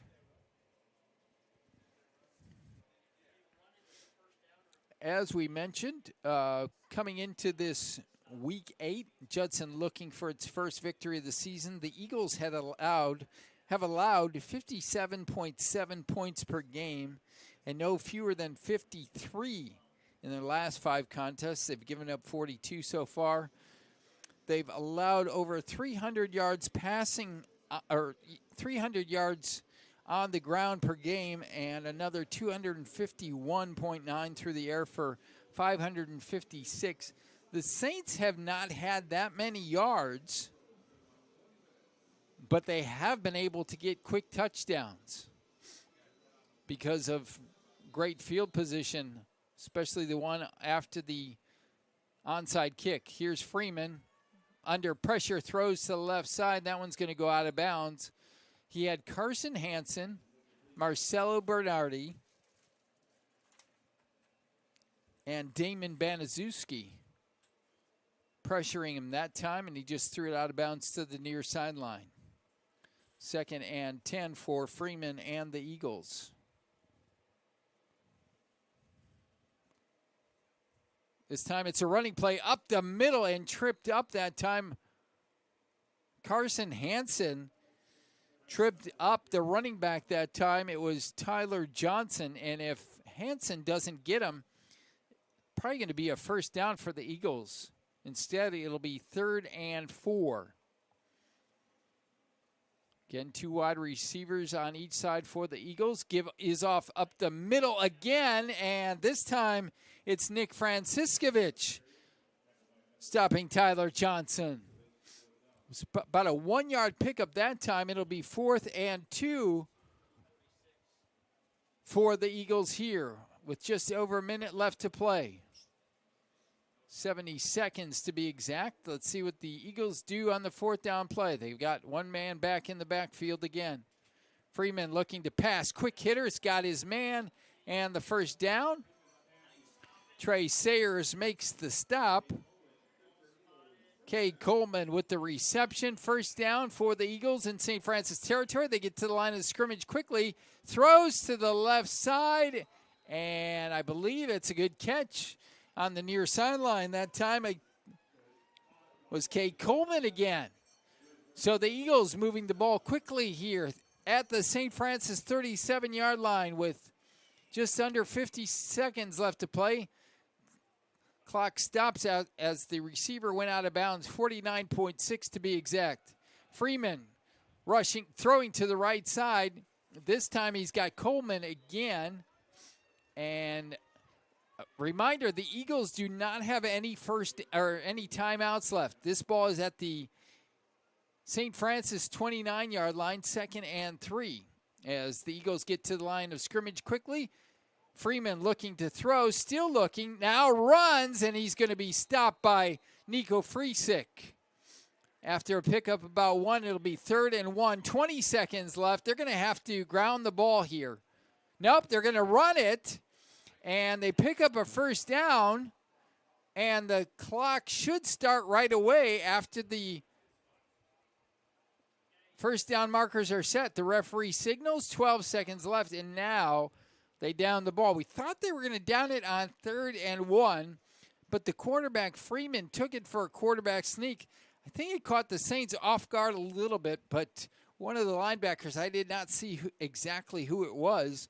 One of the linebackers made the stop after about a 2, maybe 3-yard pickup for Freeman. And then they had about 20 seconds left. They had to down the ball, and they have 10.5 left. So 10.5 seconds left at the St. Francis 25, and Judson has no timeouts left. Here's Freeman throwing to the outside to the right. It is a reception at the 5-yard line, but I think the Eagles are going to get hit with a holding penalty back behind the line of scrimmage. Second time a big first down play for the Eagles looks to be negated by a holding penalty. That'll be double-figure penalty numbers for the Eagles this afternoon. Let's see what they call. Yep. Holding on the offense. 10-yard penalty to take it back from the 26 to the 36. Do not have the numbers on the average penalties for the Eagles this season, but it has destroyed them this afternoon.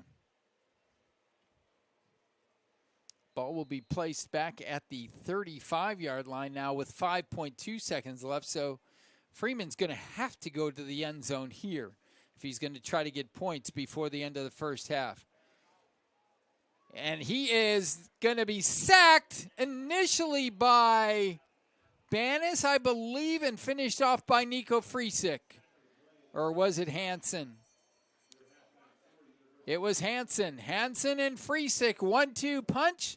And the Saints pitch the first half shutout here in Streamwood, Illinois. It's St. Francis 42, Judson nothing. Let's look at some of the first half numbers here. while we have the opportunity. And then we'll take a break. The Saints with 15 first downs, the Eagles with 8. Here's a big difference in numbers. Both teams with 17 rushing attempts. The Saints with 158 on the ground.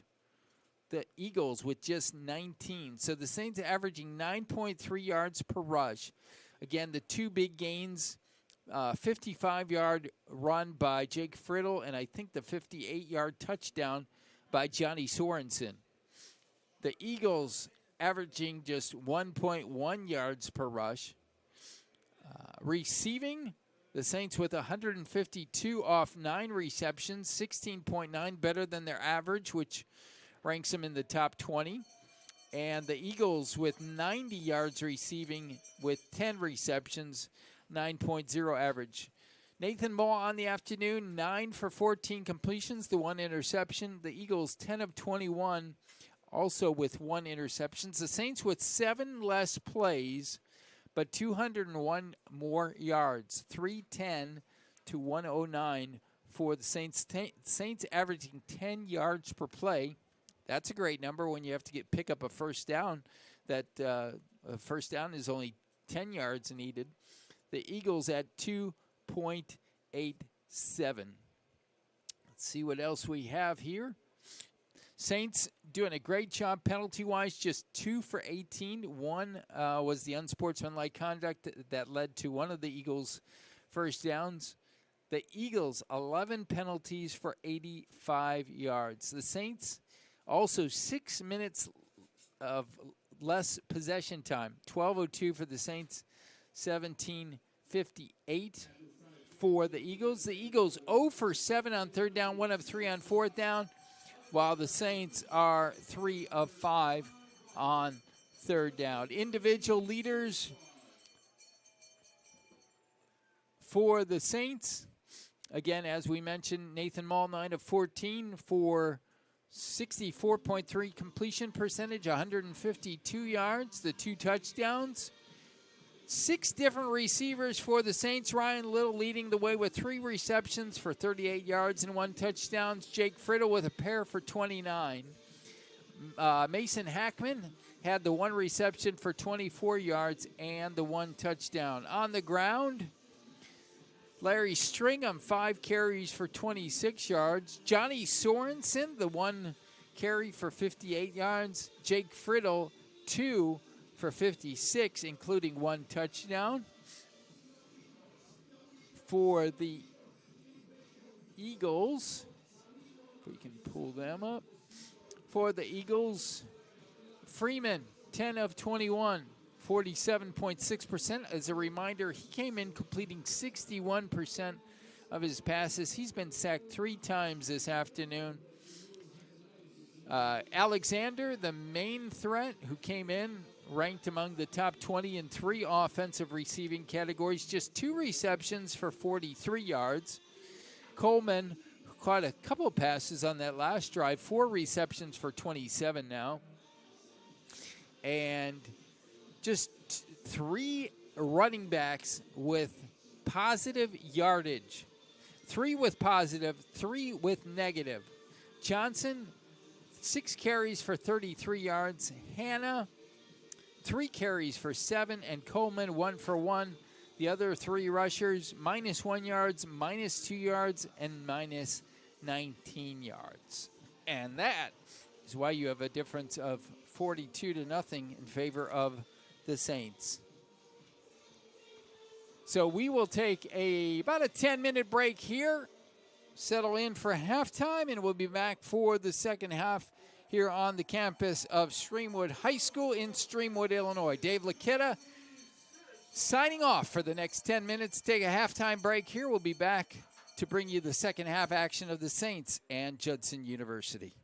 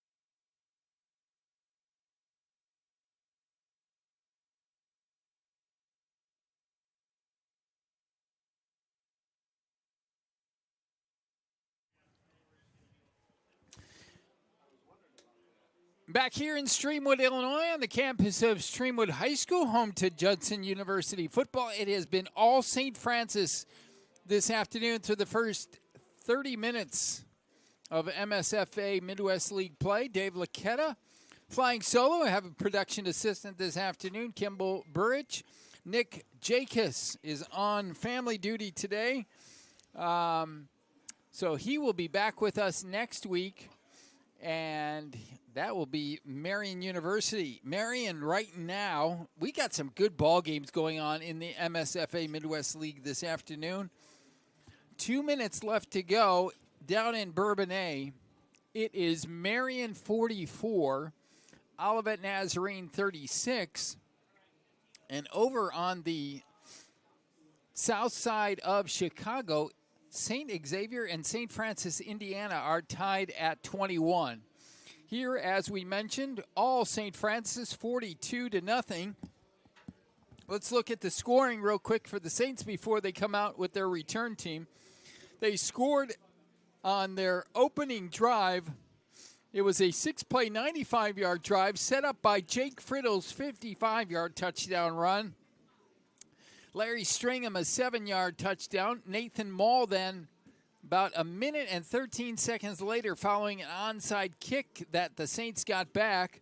Nathan Mall, an 8-yard pass to Ryan Little. That made it 14-0. 10 seconds later, after a fumble recovery by Baranowski for the Saints, Rob Baranowski, Nathan Mall found Mason Hackman for 24 yards on the first play from scrimmage, and it was 21-0 St. Francis. In the second quarter, put up 21 more points for the Saints. Jake Friddle, 1-yard touchdown run. Johnny Sorensen from 58 yards out. And then Marcus Freeman was intercepted. I apologize. It was Brevin Amiga on the interception. He must be wearing one of the Saint players' jerseys. Brevin Amiga with the interception return for the touchdown. And that was a return of 35 yards. And that is where we stand right now. St. Francis 42, Judson nothing.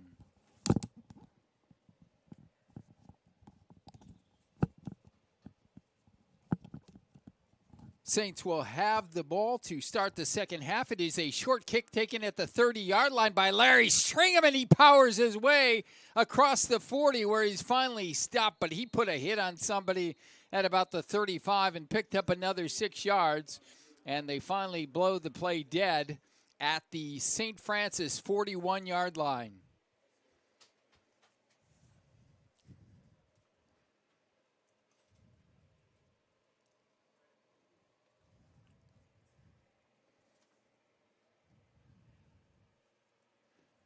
So the Saints will have it first down at their own 41-yard line. Let's see who comes out here this afternoon. We've got Carl Bew now in the quarterback position in the shotgun with Johnny Sorensen behind him. A little bit of a switch from earlier when Sorensen had the touchdown from 58 yards. Carl Bew looking to throw and throws it to the sideline, and the Saints are going to get hit with a penalty. There is an illegal man downfield that time. It almost looked like it was designed to be a quarterback draw, similar to what we saw Sorensen run from 58 yards out back in the second quarter. And then Carl Bew felt he had no room, so he decided then to create a pass play. And by that time, the Saints, I think it was Peyton Norton who was downfield for the Saints. Yeah, it was Peyton Norton. He was downfield looking to block, thinking it was a quarterback draw. And then when Carl Bew threw it, that created for the 5-yard penalty. And actually, did they not mark it as a 5-yard penalty? They just declined the penalty? Let's see here. Here's Carl Bew, 40, 45, across midfield, 45, 40, and finally goes out of bounds at about the 35. And one of the officials goes down on that far sideline. Carl Bew actually picks him up. I don't know, was it Bew that ran him over?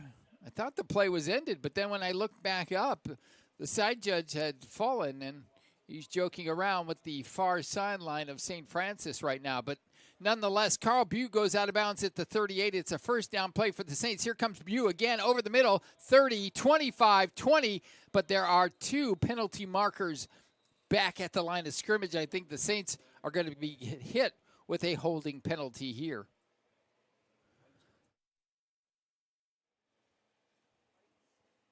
And it looks like Carl Bew might be injured on the play. He is at the far sideline. Monica Robles, one of the St. Francis trainers, looking over Carl Bew on that far sideline. Not exactly sure what it is. It looks like an upper body injury. Saints are going to get hit with, actually, did not see what the penalty, 10-yard penalty, so it was holding. Bew now on the sideline, and the Saints will restart play with Nathan Mall back in the backfield along with Barry. Barry gets the ball. He gets hit right at the line of scrimmage, actually a little bit before it, and goes down for another 2-yard loss. So it'll be 2nd and 22 for the Saints. And again, Monica Robles still tending to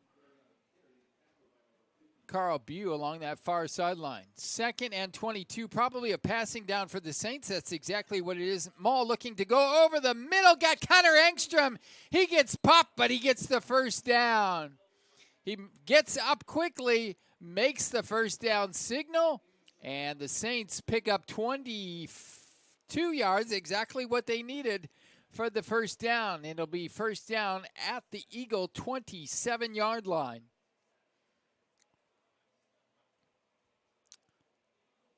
Hackman and Engstrom split out to the right, Little to the left, and Mall initially got out of one sack, but then was taken down the second time. There's also a penalty marker down, and I think the Saints are going to get hit for another holding penalty. They will probably decline this one due to the sack. It'll be actually a 13-yard penalty. I'm sorry, a 13-yard sack for the Eagles. And on the play is the biggest man on the field. That is number 78, Bryden Miller, a junior defensive lineman, 6'2", 320 pounds. They actually have another guy who I've not seen, an offensive lineman who's 330. Not seen him yet. But the ball is back at the 40-yard line. 2nd and about 17 for the Saints. Give is to Larkins. He gets to the outside, but he's going to be stuck there and actually going to be taken down for a loss of about 2 yards. Not moving in positive direction with the exception of the Connor Engstrom pass play. And it'll be 3rd down, right? Yeah, 3rd and about 24 now.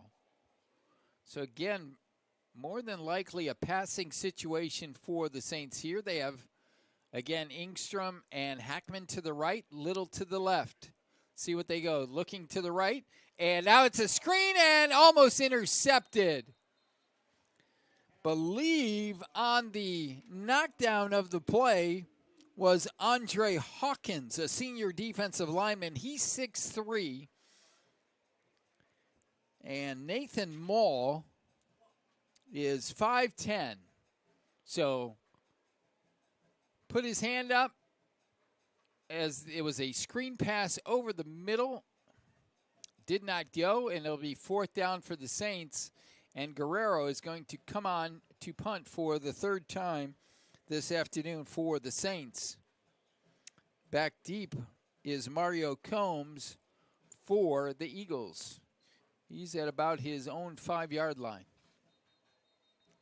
And now we have a delay of game possibly by the Saints. Yep, delay of game by St. Francis. The Saints' 3rd penalty this afternoon for 18 yards. The Eagles have been hit with 11 penalties for 85 yards. So to put the ball back at the 47, still plenty of space for Guerrero to put one inside the 20. This ball bounces, and who comes away with it there? It was downed at about the 13. Larry Stringham gets downfield in a hurry and drops the ball inside the 20. And that is the, let's see, for Adrian, that is his 7th punt inside the 20 this year, which again allows you to appreciate the work of the freshman for the Eagles, Patrick Cleary, who has 16 on the year.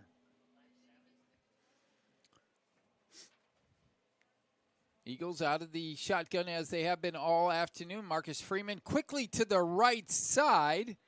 And right there on the stop for the Saints. Let's see who it was here.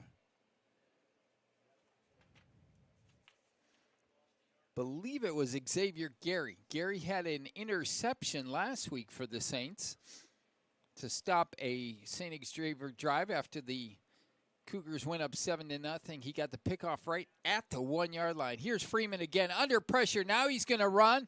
He gets by Baranowski. He's got some running room. 30, 35, 40, and finally gets pushed out of bounds by Nathan Shute. They're going to say officially he went out at the 41-yard line. It's a pickup of about 20 yards. As we are under 11 minutes to play here in the third quarter. It's been all St. Francis this afternoon. They have not scored in this half, but they lead handily, 42-0. Quick hitter to the left side. It's got some running room, 45, 50, across midfield, back to the 45, and finally 3 Saints bring the receiver down for the Eagles that time. Kay Coleman. Coleman has been a threat here in the second quarter and now into the third period for the Eagles. Judson in St. Francis territory at the 43-yard line. Running play this time by Hannah. Hannah doesn't have much space that time, maybe a yard. Let's see who was on the tackle for the Saints. Alan Richards and Alan Richards on the tackle, along with Damian Banazuski. Nico Friesick might have been there as well.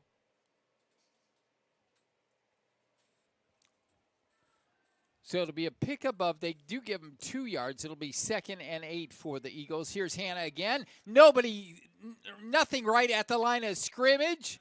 Alan Richards there, and he is finished off by Isaac Johnson. So Richards makes the initial hit a yard behind the line of scrimmage, and then finishing it off was Isaac Johnson. Johnson had 4 tackles a week ago, playing in place of Curtis Reeves, and he came up with 3 tackles for loss, including 2 sacks. So it'll be 3rd and 9 now for Judson. Still 15 on the play clock. 9 minutes on the game clock here in the third quarter. Freeman out of the shotgun. 3 wide receivers to the right, looking that way. Still looking, still looking. Here comes Carson Hansen, and is it caught? They're going to say the receiver was out of bounds. Carson Hansen should get credit for a hurry. The pass was intended for Zach McGee, and now it'll be 4th and 9 for the Eagles. The Eagles are 0 for 8 on 3rd down and 1 for 3 on 4th down. They are going to go for it here, trailing 42-0, and they are at the St. Francis 42-yard line.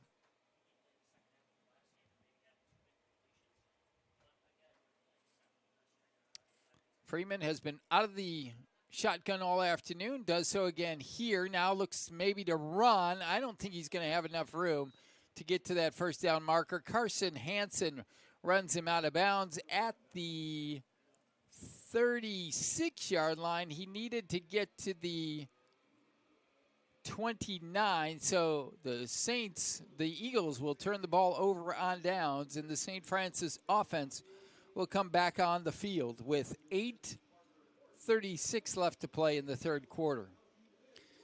Try to get some scoring updates on those other two games. St. Francis, Indiana has scored against St. Xavier. 41 seconds left to play in that game. And St. Francis, Indiana has a 28-21 lead. And it is a final in Bourbonnais. Marion survives Olivet Nazarene 44-36. Olivet Nazarene will be at the stadium for the Saints finale 2 weeks from today. Here's Larry Stringham on the first down play. Stringham held up initially at the line of scrimmage, but he has a strong upper body, and that allowed him to push 2 yards further from the line of scrimmage. Stringham, 5'11", 210 from Plainfield, went to Joliet Catholic Academy. Big win for the Hilltoppers yesterday against Providence Catholic. 2nd and 8 play. Maul out of the backfield. Rolls to the left looking for a receiver. Not sure who he was looking for. Engstrom was there along with Ryan Little. Engstrom actually fell down.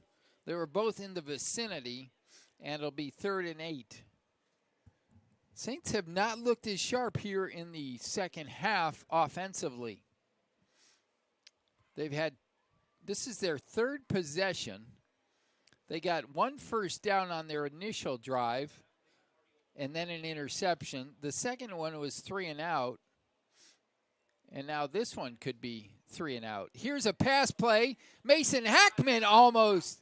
He looked initially inside, saw that the ball was coming to the outside, turned his shoulder to the right, and just couldn't make the recovery in time, so it'll be another 3 and out for the St. Francis offense. So the Judson Eagle defense playing a lot better here in the second half after allowing 21 points in each of the first 2 quarters. 4th time this afternoon that Adrian Guerrero has come on to punt for the Saints. He's been on 6 times for extra points where he's been perfect, as he has been all season long. Guerrero, nice boot this time. Takes the receiver inside the 20. The ball goes out of bounds. Let's see where they mark it. Probably about the 17, I'm going to say. Actually, they're going to say the 15. 7:51 left to play in the third quarter. The Eagles will have their third possession of the second half. They've been in St. Francis territory, I want to say 3 times, but the Saints have been able to pitch the shutout. They played great, I would say above average defensively. They did give up a lot of yardage last week, just under 400 yards, but they bent but did not break. They had 3 interceptions in the red zone last week and limited St. Xavier's offense to just the 3 points, the other 7 coming on the interception. Wobbly pass play out of the backfield this time, but good for a first down. On the reception that time was Tyler Johnson out of the backfield. And it'll be an 11-yard pickup. Puts the ball at the 26-yard line for Judson.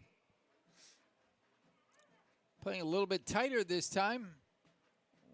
1 wide receiver, and he looks like he's a little bit mixed up. It looked like he was coming off the field, and then he stopped, and he's about 5 yards just next to the sideline. The ball is given off to, I believe it might have been Hannah that time. Pickup of 1 yard on the stop that time for the Saints. The Nico Friesick, nope, it was Isaac Johnson, I believe. And actually, Hannah comes back in.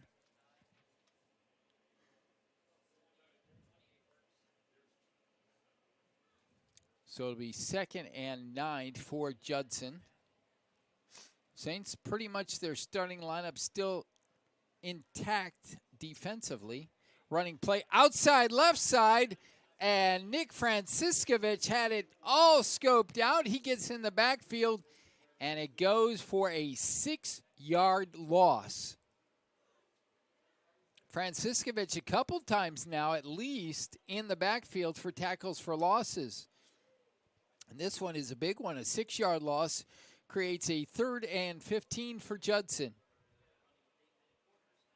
And they'll go back to their 2 wide receivers to each side and 1 man in the backfield. They used this setup about 80% of the time this afternoon. They do have a new quarterback in, and ball is thrown to the right side for a pickup of about 1 yard. And coming in now is a freshman, Jace Velasquez from Colorado Springs Christian High School. Check the numbers on him if we can, as the Eagles come on with their punting team. Alexander has played in 4 games, and he's completed 65% of his passes, 13 for 20 for 140 yards with 2 touchdowns. So he has seen time. Cleary on to punt, low line drive, but again, it goes down the field and goes to the near sideline here and out of bounds at the St. Francis 34-yard line. Another nice punt by Cleary with 5:04 left to play here in the 3rd quarter. There has been no scoring in this 3rd quarter. The Saints 21-point first quarter, 21-point second quarter, and they have had 2 scoring drives that took just 1 play. 24-yard pass play to Mason Hackman and a 58-yard run by Johnny Sorensen. Barry and Mull in the backfield. Mull out of the shotgun. Quick pass to the right side here to Hackman. And Hackman picks up about 14, let's see where they're going to mark it, 13 yards on the first down play. Nice first down pickup for the Saints. See if they can get back in the end zone. Been a little bit off here in this 3rd quarter. See if they can get back in sync here with 4:44 left to play in the 3rd quarter. Ball is placed at the 47-yard line. Mull again, quick pass over to Hackman. And again, this one goes for, it's going to be 9 yards or 10. They're going to call it 9. So 1 reception for 14, another for 9. We see now Carl Bew on the far sideline doing a couple wind sprints, so that's a good sign. The one player that we haven't seen since the 1st quarter is Gavin Day. No, that's Johnny Sorensen with his helmet on. This quick running play up the middle, and there's going to be a holding penalty on the Saints. Barry had picked up about 4 yards on the first down play, and there is a yellow flag on the field. It is going to be holding on the Saints right at the line of scrimmage, so that'll place the ball back from the 43 of Judson to the 47 of St. Francis. Trying to see if we can find Gavin Day on that far sideline.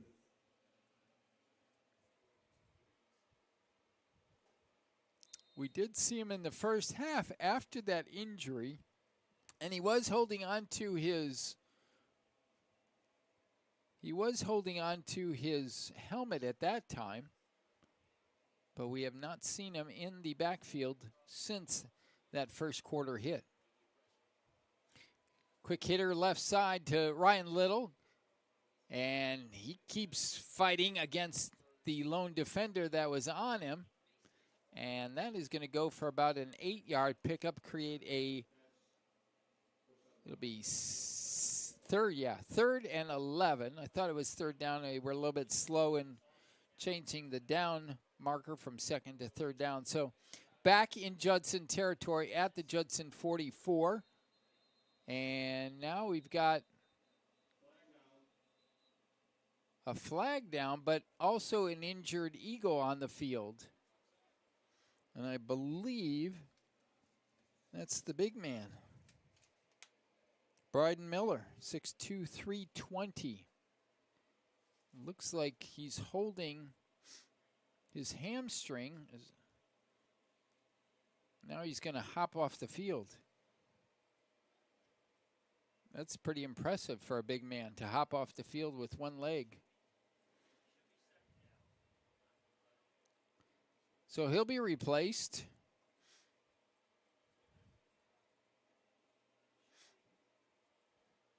And again, it'll be 3rd and 11, 3:17 left to play in the third quarter.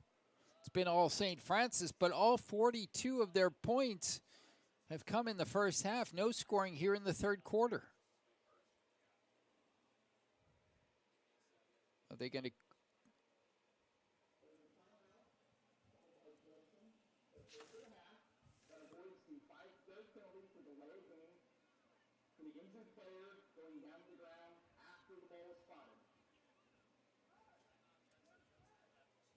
Didn't I quite hear what they called? I was talking about the player getting injured after the thing, and maybe that was why the flag was just thrown just to when they saw the down lineman down. Here's a quick hitter, left side, and it is caught by Ryan Little right on the far sideline, the St. Francis sideline. It's going to be about a 8-yard pickup, and it'll be 4th and 3 for the Saints. I believe this will be the first 4th down play for St. Francis. Let's see what they do on it. And now we are going to get, I believe, a false start on the Saints. They'll still probably go for it here as they are in Judson territory. Yep, false start on the Saints. They're going to call that on the Saints. David Smith, redshirt freshman from Eisenhower High School in Blue Island, Illinois. As we mentioned throughout the broadcast, we are at a high school field here.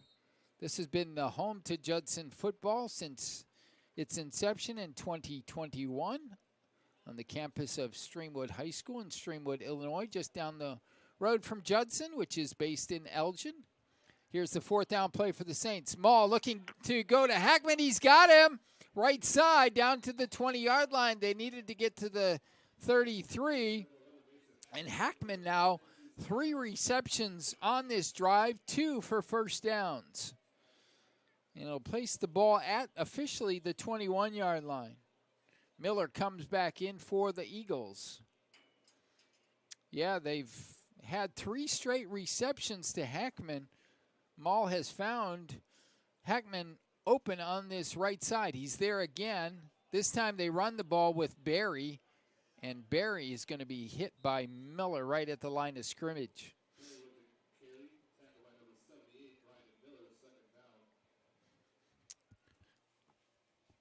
So we talked about the final, Marion and Olivet Nazarene, and St. Xavier has fallen to St. Francis, Indiana, 28-27.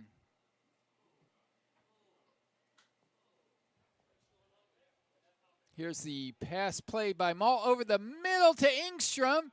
He initially lost it. It went straight up in the air, and Engstrom caught it and then fell to the ground. Pickup of 7 yards on the play, and another Eagle player is on the field. Trying to check the play at the end here between St. Xavier. St. Xavier actually went for 2 when they scored with 28 seconds left. Instead of going for the game time extra point, they did go for 2, and the run by the quarterback failed. It was an 8-play, 80-yard drive for St. Xavier that took 1 minute and 14 seconds. The St. Xavier then tried to onside the kick, but it was recovered by St. Francis, Indiana, and that's how it ended. Ooh. Be some second guessers there, I believe. So right now you're going to see a 3-way tie for second place in the MSFA Midwest League. You'll have Marion at 2-0. Olivet Nazarene. Actually a four-way tie. Olivet Nazarene, St. Xavier, St. Francis, Indiana, and St. Francis, Illinois, all at 1-1, and Judson at 0-2. As we again have a man down for Judson. He is now up on his feet, which is a good sign.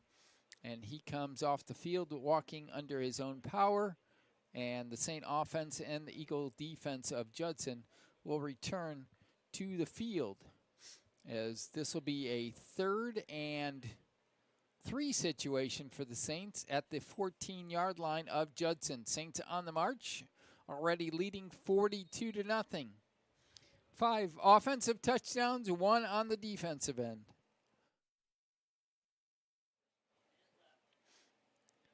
Pass play by Maul, looks over the middle. It's got Johnny Sorensen, and Sorensen gets down to the 3, maybe the 4-yard line. It'll be a first down. The Saints will have 1st and goal. They're going to spot it at the 4. So we've seen this before. Johnny Sorensen has run for a touchdown, 58 yards. That was back in the 2nd quarter. And now he has caught a pass from Nathan Mall. And those 2 guys, along with Carl Bew, were all battling for the starting quarterback position in preseason camp. This time, Adrian Guerrero with the carry. And he is stopped. Maybe he lost 1 yard. Guerrero was actually lined up that time in the backfield where Nathan Mall usually is in the shotgun. The ball went to him. They'll call it a wildcat, I guess. And he took the ball and actually lost a yard. So it'll be 2nd and goal for the Saints here at the 5-yard line. Mall back in, along with Barry in the backfield.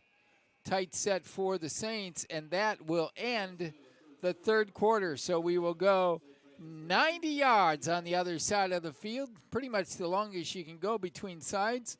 As we head to the 4th quarter, it's been all St. Francis. Saints 42, Judson 0.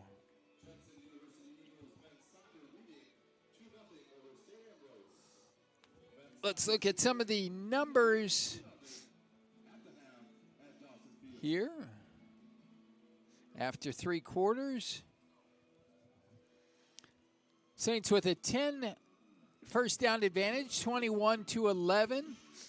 Saints with 1 more offensive carry than the Eagles, and the Saints have 163 yards rushing to 48 for Judson. On the receiving end, the Saints have had 17 grabs for 252 yards. Judson 14 for 117. Nathan Mall 17 of 25. The 2-man quarterback tandem for the Eagles 14 of 26. Both teams with 49 plays. The Saints with 415 yards. Judson with just 165. As we mentioned at halftime, the Saints were averaging 10 yards per play. They're down to 8.47. Again, no scoring in that 3rd quarter. The Saints looked a little bit off in that 3rd quarter, but nonetheless still lead at 42-0. Saints 4 of 8 on 3rd down. 0 of 9 are the Eagles. Pass play to the right side, looking for Ryan Little, and the ball a little bit too high. Little put his right hand up. Would have been a one-handed grab, but to no avail. And now we have another penalty after the play. This is going to be another unsportsmanlike conduct penalty, and I believe this one's going to be on the Saints.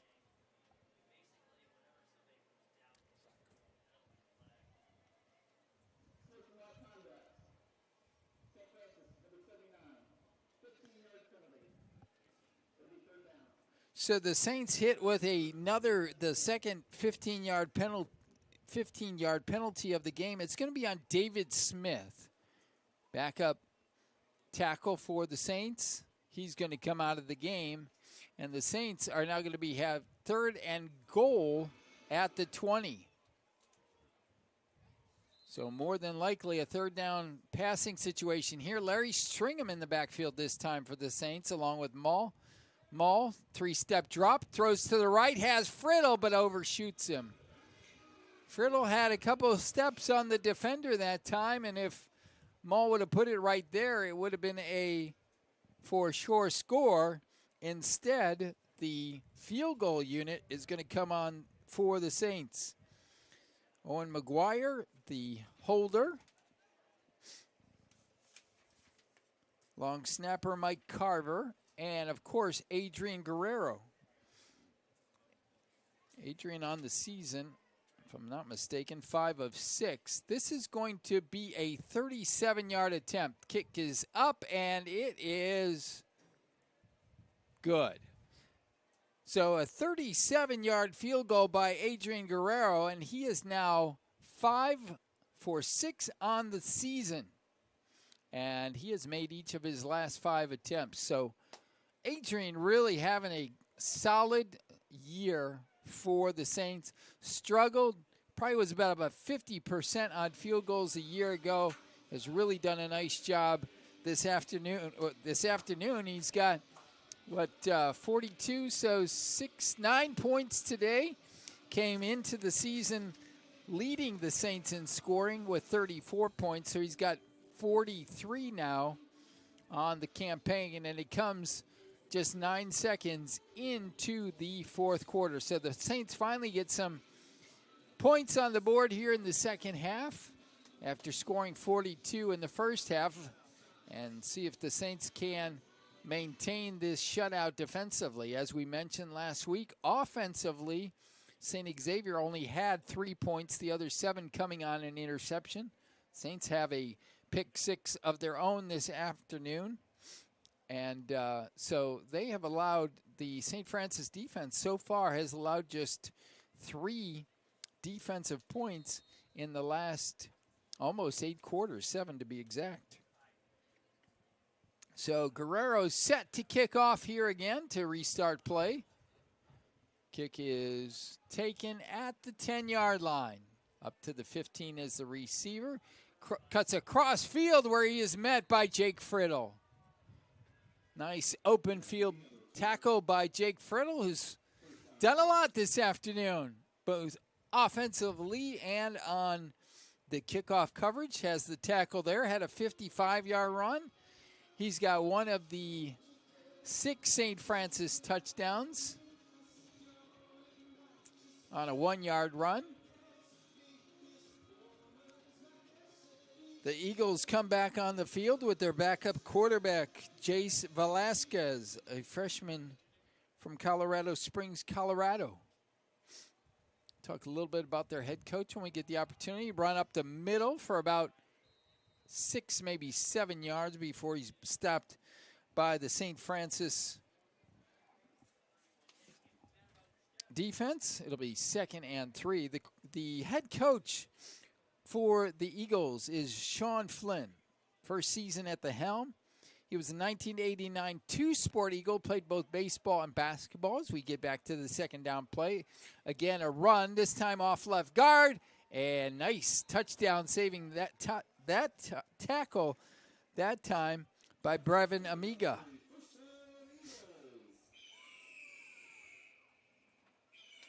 So Amigo with the stop, and the ball is at the 40-yard line now for the Eagles. But as we mentioned, Flynn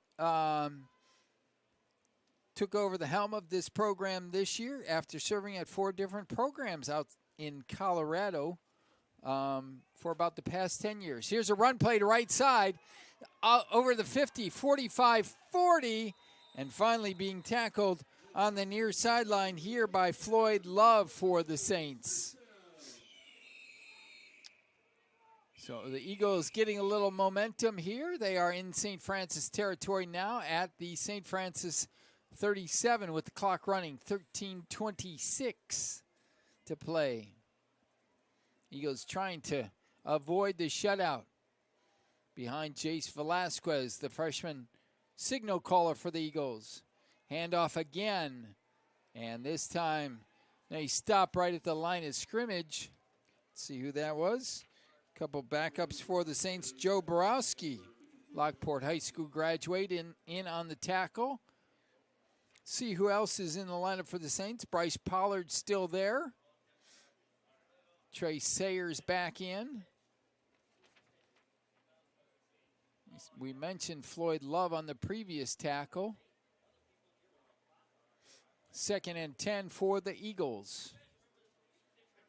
Carry is again to the lone back in the backfield. And Borowski was the initial tackler. Finishing off was Sabian Wilder, the running back on each of those last 2 plays.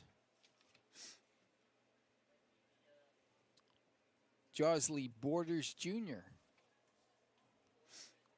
Ball is at the 36, so a pickup of 1 yard on that play. Borders goes in motion this time. Velasquez throws, almost picked off, but the reception there down to the 20 and down to the 15. I believe it might have been Sayers that just missed the interception. And the ball is down to the 15-yard line now for Judson. The Eagles on the move here late. Just under 12 minutes left to go in the contest. And now there is going to be a false start false start on Judson. And this has been one of the problems this afternoon for the Eagles. Anytime they've had some momentum going, it's been offset mainly by false start penalties. And I believe that was the 5th one this afternoon for the Eagles. Borders with the carry, and Borowski, and who else was on the tackle that time? Was it Trey Sayers? It was, and he is going to come off the field limping. That might be the career for Trey Sayers. He came in, he's battling some knee injuries, but this is the end of his career and wanted to give it one more go. And he is on his back with his right leg held up by Monica Robles, St. Francis trainer on staff this afternoon. 11-12 left to play. See if he gets up here. Being helped up. And he's going to limp off the field. It's a good sign he's on his own. But I think he's just frustrated that his senior season hasn't gone the way he has liked it to. Another guy, Nick Mabudis, on the trip. C.J. Reeves. Couple seniors, 3 seniors playing in their final season, and it's been hurt by injuries. I would have liked to have seen all 3 of them on the field at 100% throughout the season. Could have been a much different season for the Saints than it is right now. Here's Velasquez looking, over the middle now, being rushed by Pollard. Gets it off over the middle, and down to the 5-yard line is the receiver. Velasquez held his ground in the backfield. He was getting pressure from Pollard. Gets it off. It'll be 3rd and 1 at the 6-yard line for the Eagles. Just over 10 minutes left. Carry is up the middle by Borders. He is stopped. I think he's going to get the first down. Let's see where they mark it. I believe it's right at the 5, and that should give them a first down. And the line judge points in that direction, so it'll be 1st and goal for the Eagles for the first time this afternoon. They are inside the red zone. With exactly 10 minutes to go, the Eagles bring in 4 new linemen, or not 4 linemen, but 4 new players. And all 4 check out, and now the Saints are going to bring in 4 different defenders. They want to, again, keep this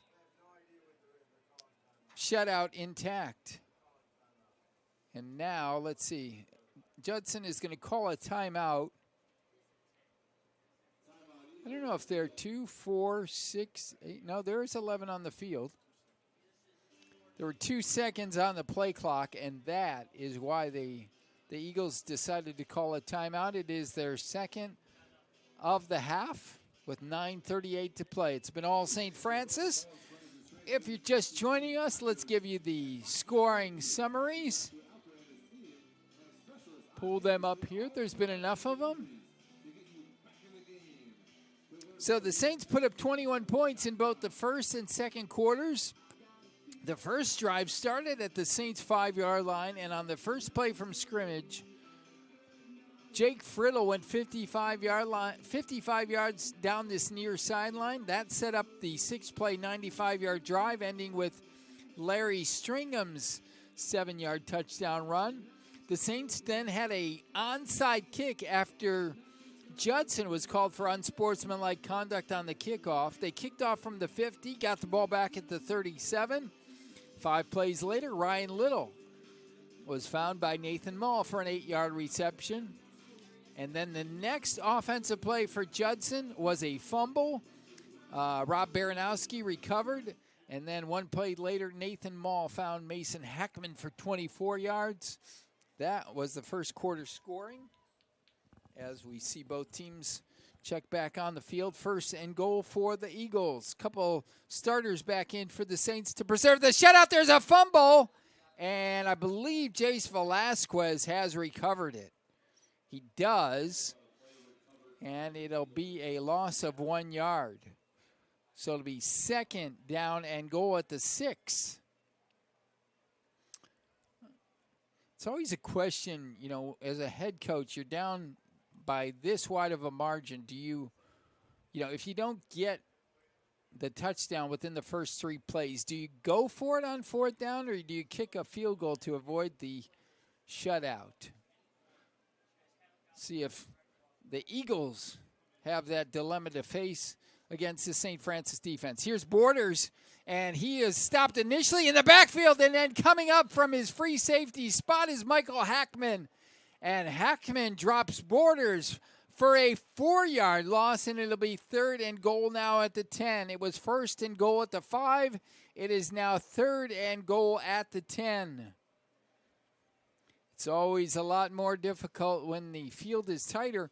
You know, I was listening to Dave Wanstead on The Score the other day, and he talked about, you know, when you got this situation and you've got receivers, the defense obviously doesn't have to cover as much territory, so it's always harder to find a receiver in these types of situations, and this is where Judson is at right now. 3rd and goal from the 10. Looking as Velasquez now throws it over the middle. It's intercepted. Intercepted by Nick Franciscovich. And the shutout is preserved by Nick Franciscovich and the Saints with 8:16 left to play. Jace Velasquez, the quarterback, was under pressure, threw a jump pass over the middle, and he was looking for his receiver, but went right into the hands of Nick Franciscovich, and the Saints take over at their own 9-yard line. Franciscovich was actually out of the lineup, but then the Saints wanted to preserve the shutout. He came back in, I believe when it was 1st and goal, there were about 4 different Saints. I believe all of them were starters that came back into the lineup to preserve the shutout. And now here's Johnny Sorensen in at quarterback. He's going to give to Larkins. Larkins got some running room, 15, 20, 25, and finally taken down at the 25-yard line. 15-yard pickup for Aaron Larkins. And we are under 8 minutes to play here. Johnny Sorensen looks like he'll be the signal caller maybe for the Saints for the rest of this game. Here's Larkins again, left side this time, 25-30, and gets out of bounds, 35, still pushing, and tight roping the near sideline here, finally steps out at the 39, and it'll be a 14-yard pickup this time. So 2 carries for Aaron Larkins on this drive. The first play for 15, the second for 14. He remains in the backfield along with Johnny Sorensen at the St. Francis 39-yard line. Sorensen had a little bit of trouble at first, now going deep looking for Hackman, and this one is incomplete along the near sideline. It'll be 2nd and 10 for the Saints, who lead 45-0, 7:21 left to play. We started out with partly sunny skies, I would say, and now we have pretty much a cloud coverage since that second quarter.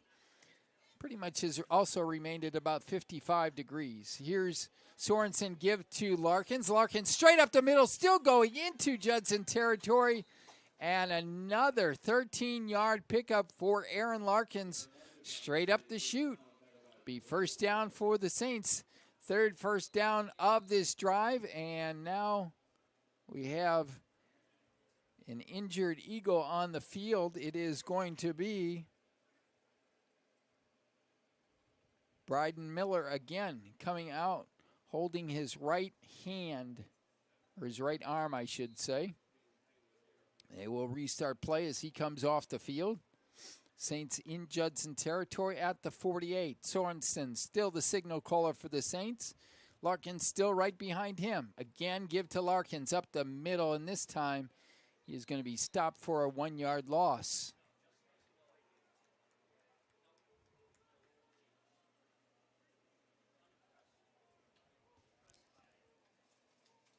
Couple other Saints coming in now here.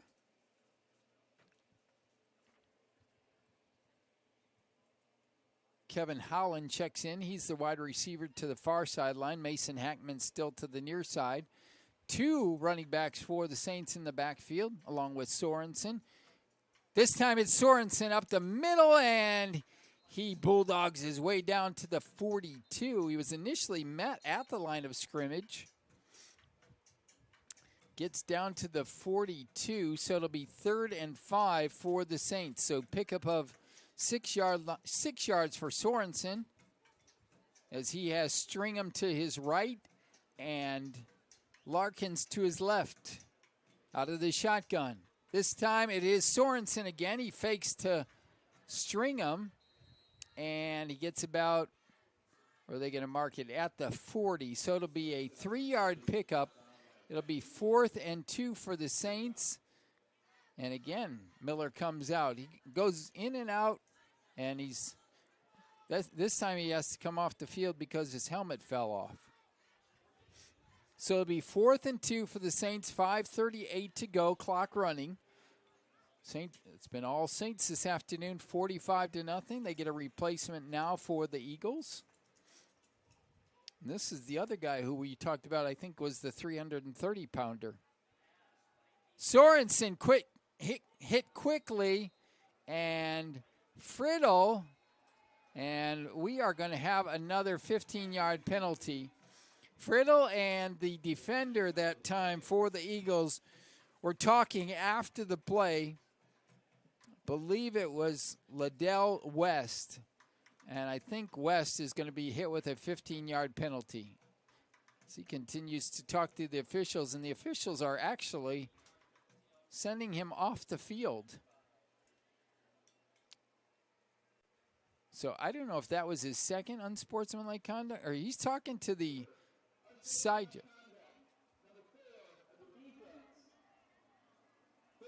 penalty from the previous spot. That was 4th down. 10 on downs when we first got on Judson. So the call is going to be, the play came after the series ended. I'm still a little bit surprised, but did they, unless they called it on St. Francis. But the ball is at the, yeah, they're going to mark it 15 yards after the play was dead. So that is why the Eagles are going to get possession after the turnover on downs. And then they're going to assess the penalty and put it at the Judson 25-yard line with 5:21 left to play.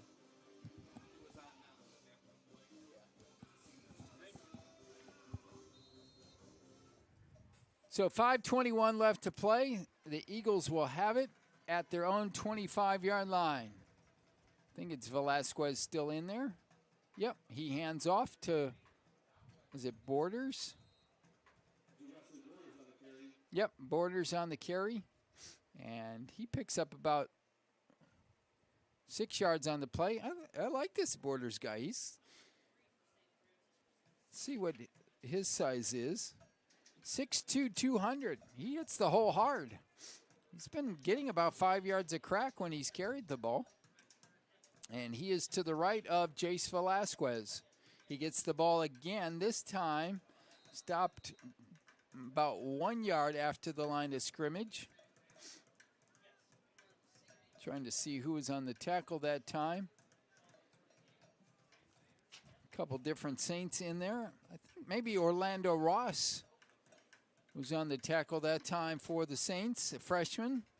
6'2", 215-pounder from Indianapolis, Indiana. 3rd and 1 for the Eagles. See if they give to Borders again.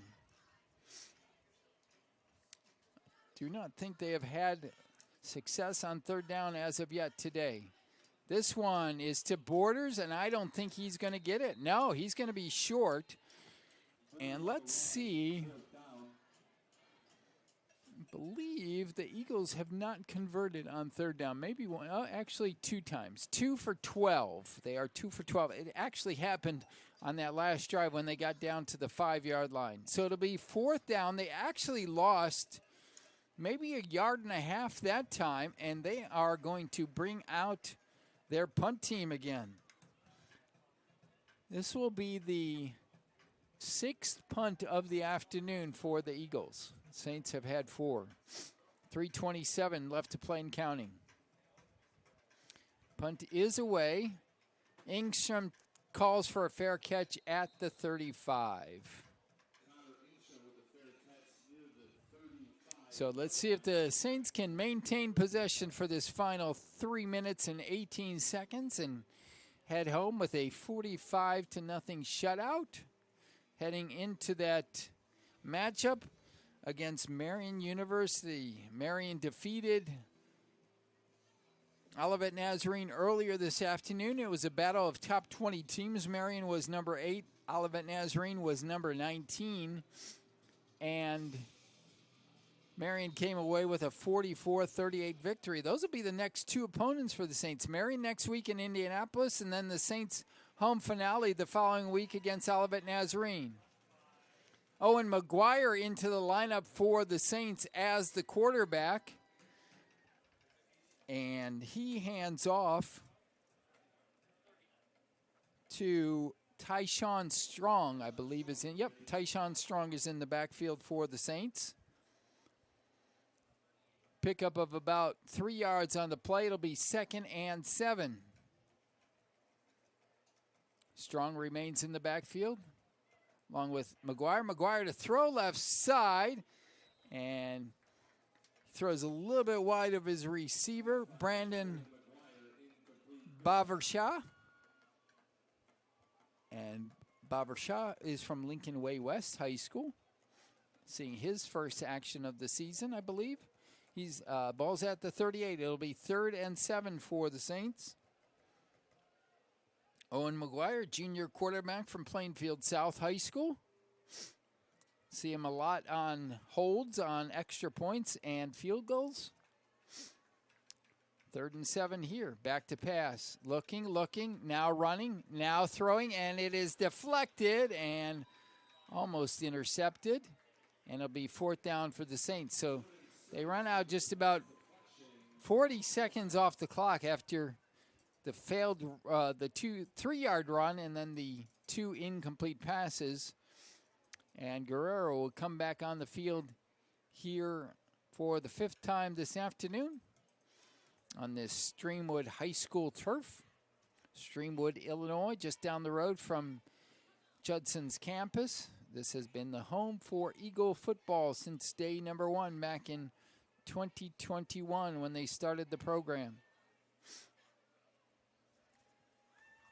Here's Guerrero on the kick, And this one is going to drop. Oh, I thought the defender for the Saints would let it bounce, but he didn't. And the ball is dropped at the 25-yard line. And they are going to say St. Francis ball, as it must have touched a Judson player.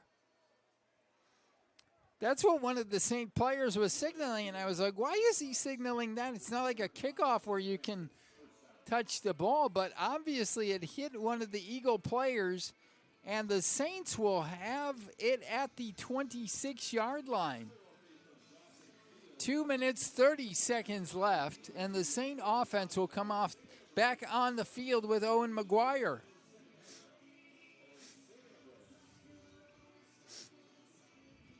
So McGuire's there. Let's see who's in the backfield. Looks like somebody different now. Is that Carson Hansen in the backfield? It might be. Oh, it is Carson Hansen, and he is going to be dropped for a 1-yard loss. That is why you do not put a linebacker in the backfield. It was funny because Hansen, it was Hansen. He's coming out, and he puts his hands down. He's frustrated. He wants positive yardage. But Hansen actually ran into Owen McGuire, and he should have stepped a little bit to the left, and that's what allowed the Judson University Eagle defense to get in the backfield and tackle Carson Hansen. So we've seen Adrian Guerrero with a run out of the backfield. We've seen Carson Hansen, and that's because the Saints have a 45-0 lead here with 2 minutes remaining in the contest at Millennium Field on the campus of Streamwood High School.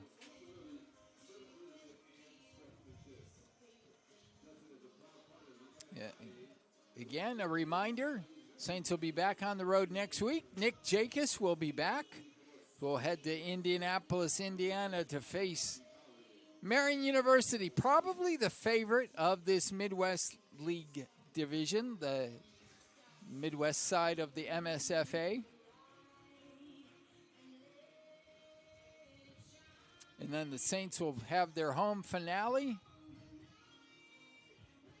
I said against Olivet Nazarene. It's actually against St. Francis, Indiana. And then the Saints will close out the season at Olivet Nazarene.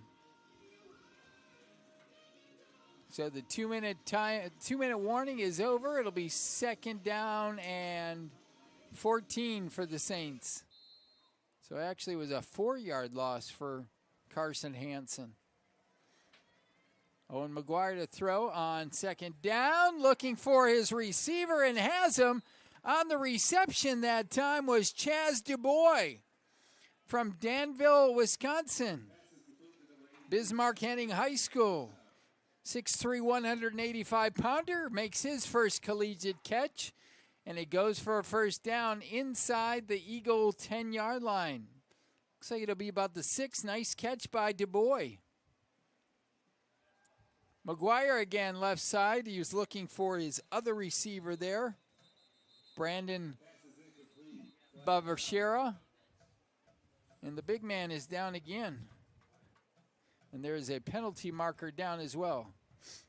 Not sure if that was holding. It's right at the line of scrimmage.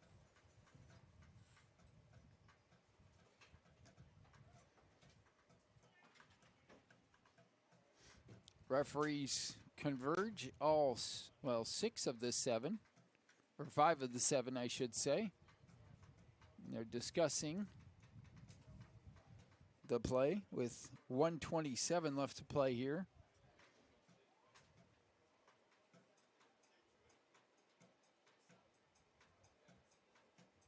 Still talking. It was 1st and goal for the Saints. It was an incomplete pass. But there is a penalty marker down on the field. And they have not signaled what it is yet. And it's been a long discussion. And I'm not sure what it's for. I don't know if there were 2 penalties. There's only 1 flag on the field. And now one of the referees comes over to the near sideline to talk to Judson's coach. And the other one is talking to Joe Curry on the St. Francis sideline. And we have not gotten word from the head official yet.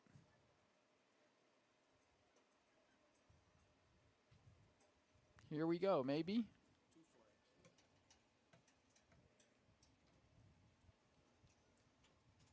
Against St. Francis.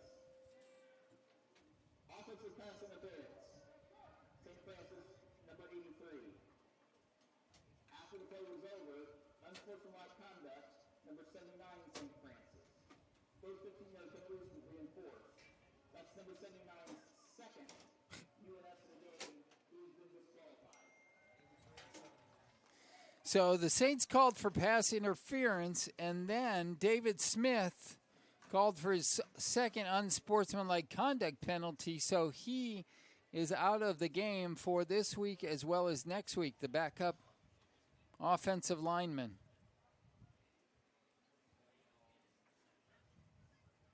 .127 left to play. That moves the ball back all the way to the 37-yard line on the back-to-back 15-yard penalty. So it'll be first and goal from the 37. McGuire believe it was intended for Ty Couch, another freshman wide receiver. That falls to the ground. It'll be second and goal. And you got players still jawing with each other. You know what it's time to do? It's time to run the ball and finish out the game. The Eagles have one timeout left, so even if they use it, the Saints would be able to run the clock out. Here's the running play to Tyshawn Strong. Strong up the middle, down to the 28. I don't think the Eagles are going to call timeout. The 40-second play clock just started, so this should put it down to about 30 seconds left on third down. See if the Saints hold on to the ball for a while. 22 seconds on the play clock, 53 on the game clock. They're going to go for it on third down, and it'll be fourth down.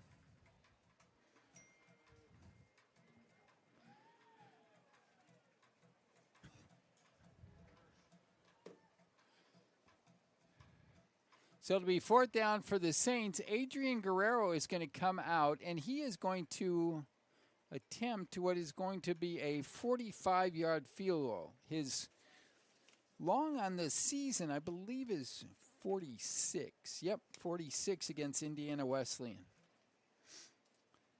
So this will be a 45-yard attempt. He's made his last 5. Kick is away, and it is good from 45 yards out with 45.9 seconds remaining.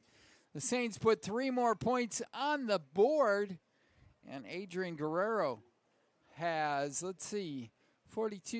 He's got 12 points this afternoon. He had, I'm trying to think, the game he had, look here. The game he had the 3 field goals against Madonna. He had 9 points on PATs that day. And, that would have been 57 points. I think he had about 16 points that day.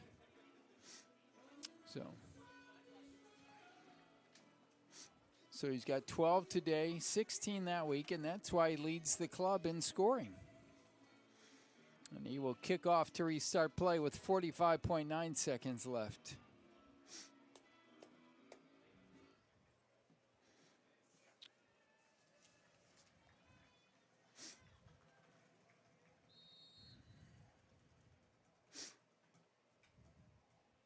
And away we go. Kickoff is away. It's a short kick.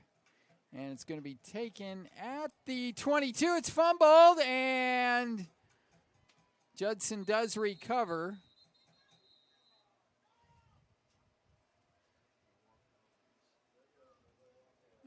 There are now 37 seconds left. Judson will have the ball at their own 21-yard line.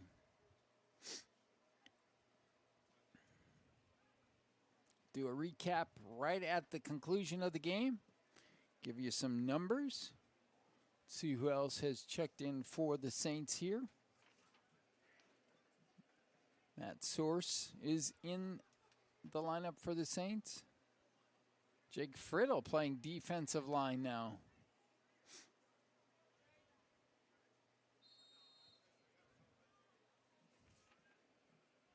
Joe Borowski still in, product from Lockport High School. Michael Carver.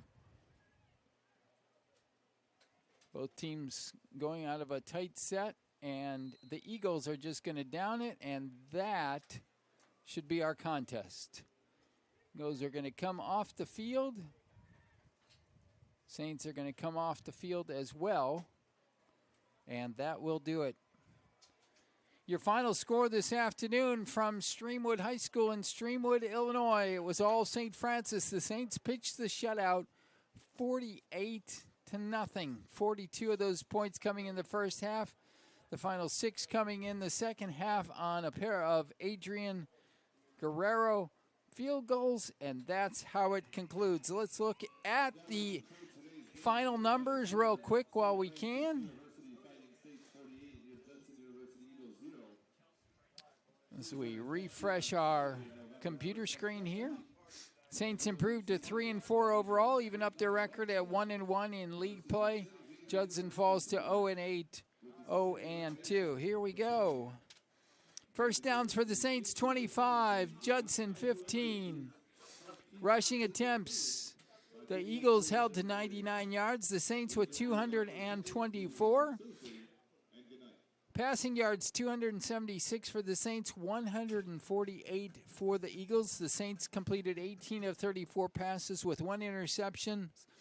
16 for 29 for the Eagles with 2 interceptions. The Saints total plays 67 compared to 65 for the Eagles.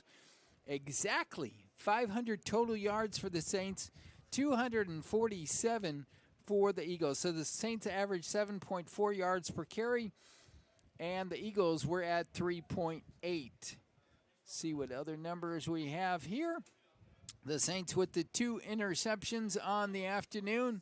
The one, Brevin Amiga had the touchdown, and Nick Franciscovich with the other interception. Saints, 10 penalties, 98 yards. Eagles, 12 for 100. And the time of possession, about a 6-minute advantage for the Eagles. They were 2 of 13 on third down. The Saints were just 4 of 12. Most of that was an ineffective offense in the second half. Fourth downs, the Saints were 1 of 2, and the Eagles were 1 of 4. Individually, for the Saints, Nate Mall, 17 of 26, a 65.4% completion rate, 252 yards, 2 touchdowns, 2 sacks. Owen McGuire 1 for 6 for 24 yards. Johnny Sorensen was 0 for 2. Michael Hackman had the most receiving yards, 67 on 4 catches. Ryan Little had 5 catches for 55 yards. They each had 1 touchdown reception. Connor Ingstrom with 3. Jake Friddle with a pair of catches. Rushing, not big numbers, but Johnny Sorensen had 3 carries for 67 yards. Jake Friddle 2 for 56. Aaron Larkins 7 for 48. So those are the numbers for the Saints, but the biggest number is the points on the scoreboard, which were 48. 48-0. The Saints win it this afternoon. They head to Marion next week. Indianapolis, Indiana will be our site. 12 noon kickoff here on WCSF and the USF Sports Network. Thanks to my production assistant, Kimball Birch, this afternoon. Nick Jacobs will be joining us again next week. I'm Dave Laquetta signing off from Streamwood, Illinois this afternoon, where, again, the Saints win it 48-0. Have a great rest of your weekend, everybody. Good night.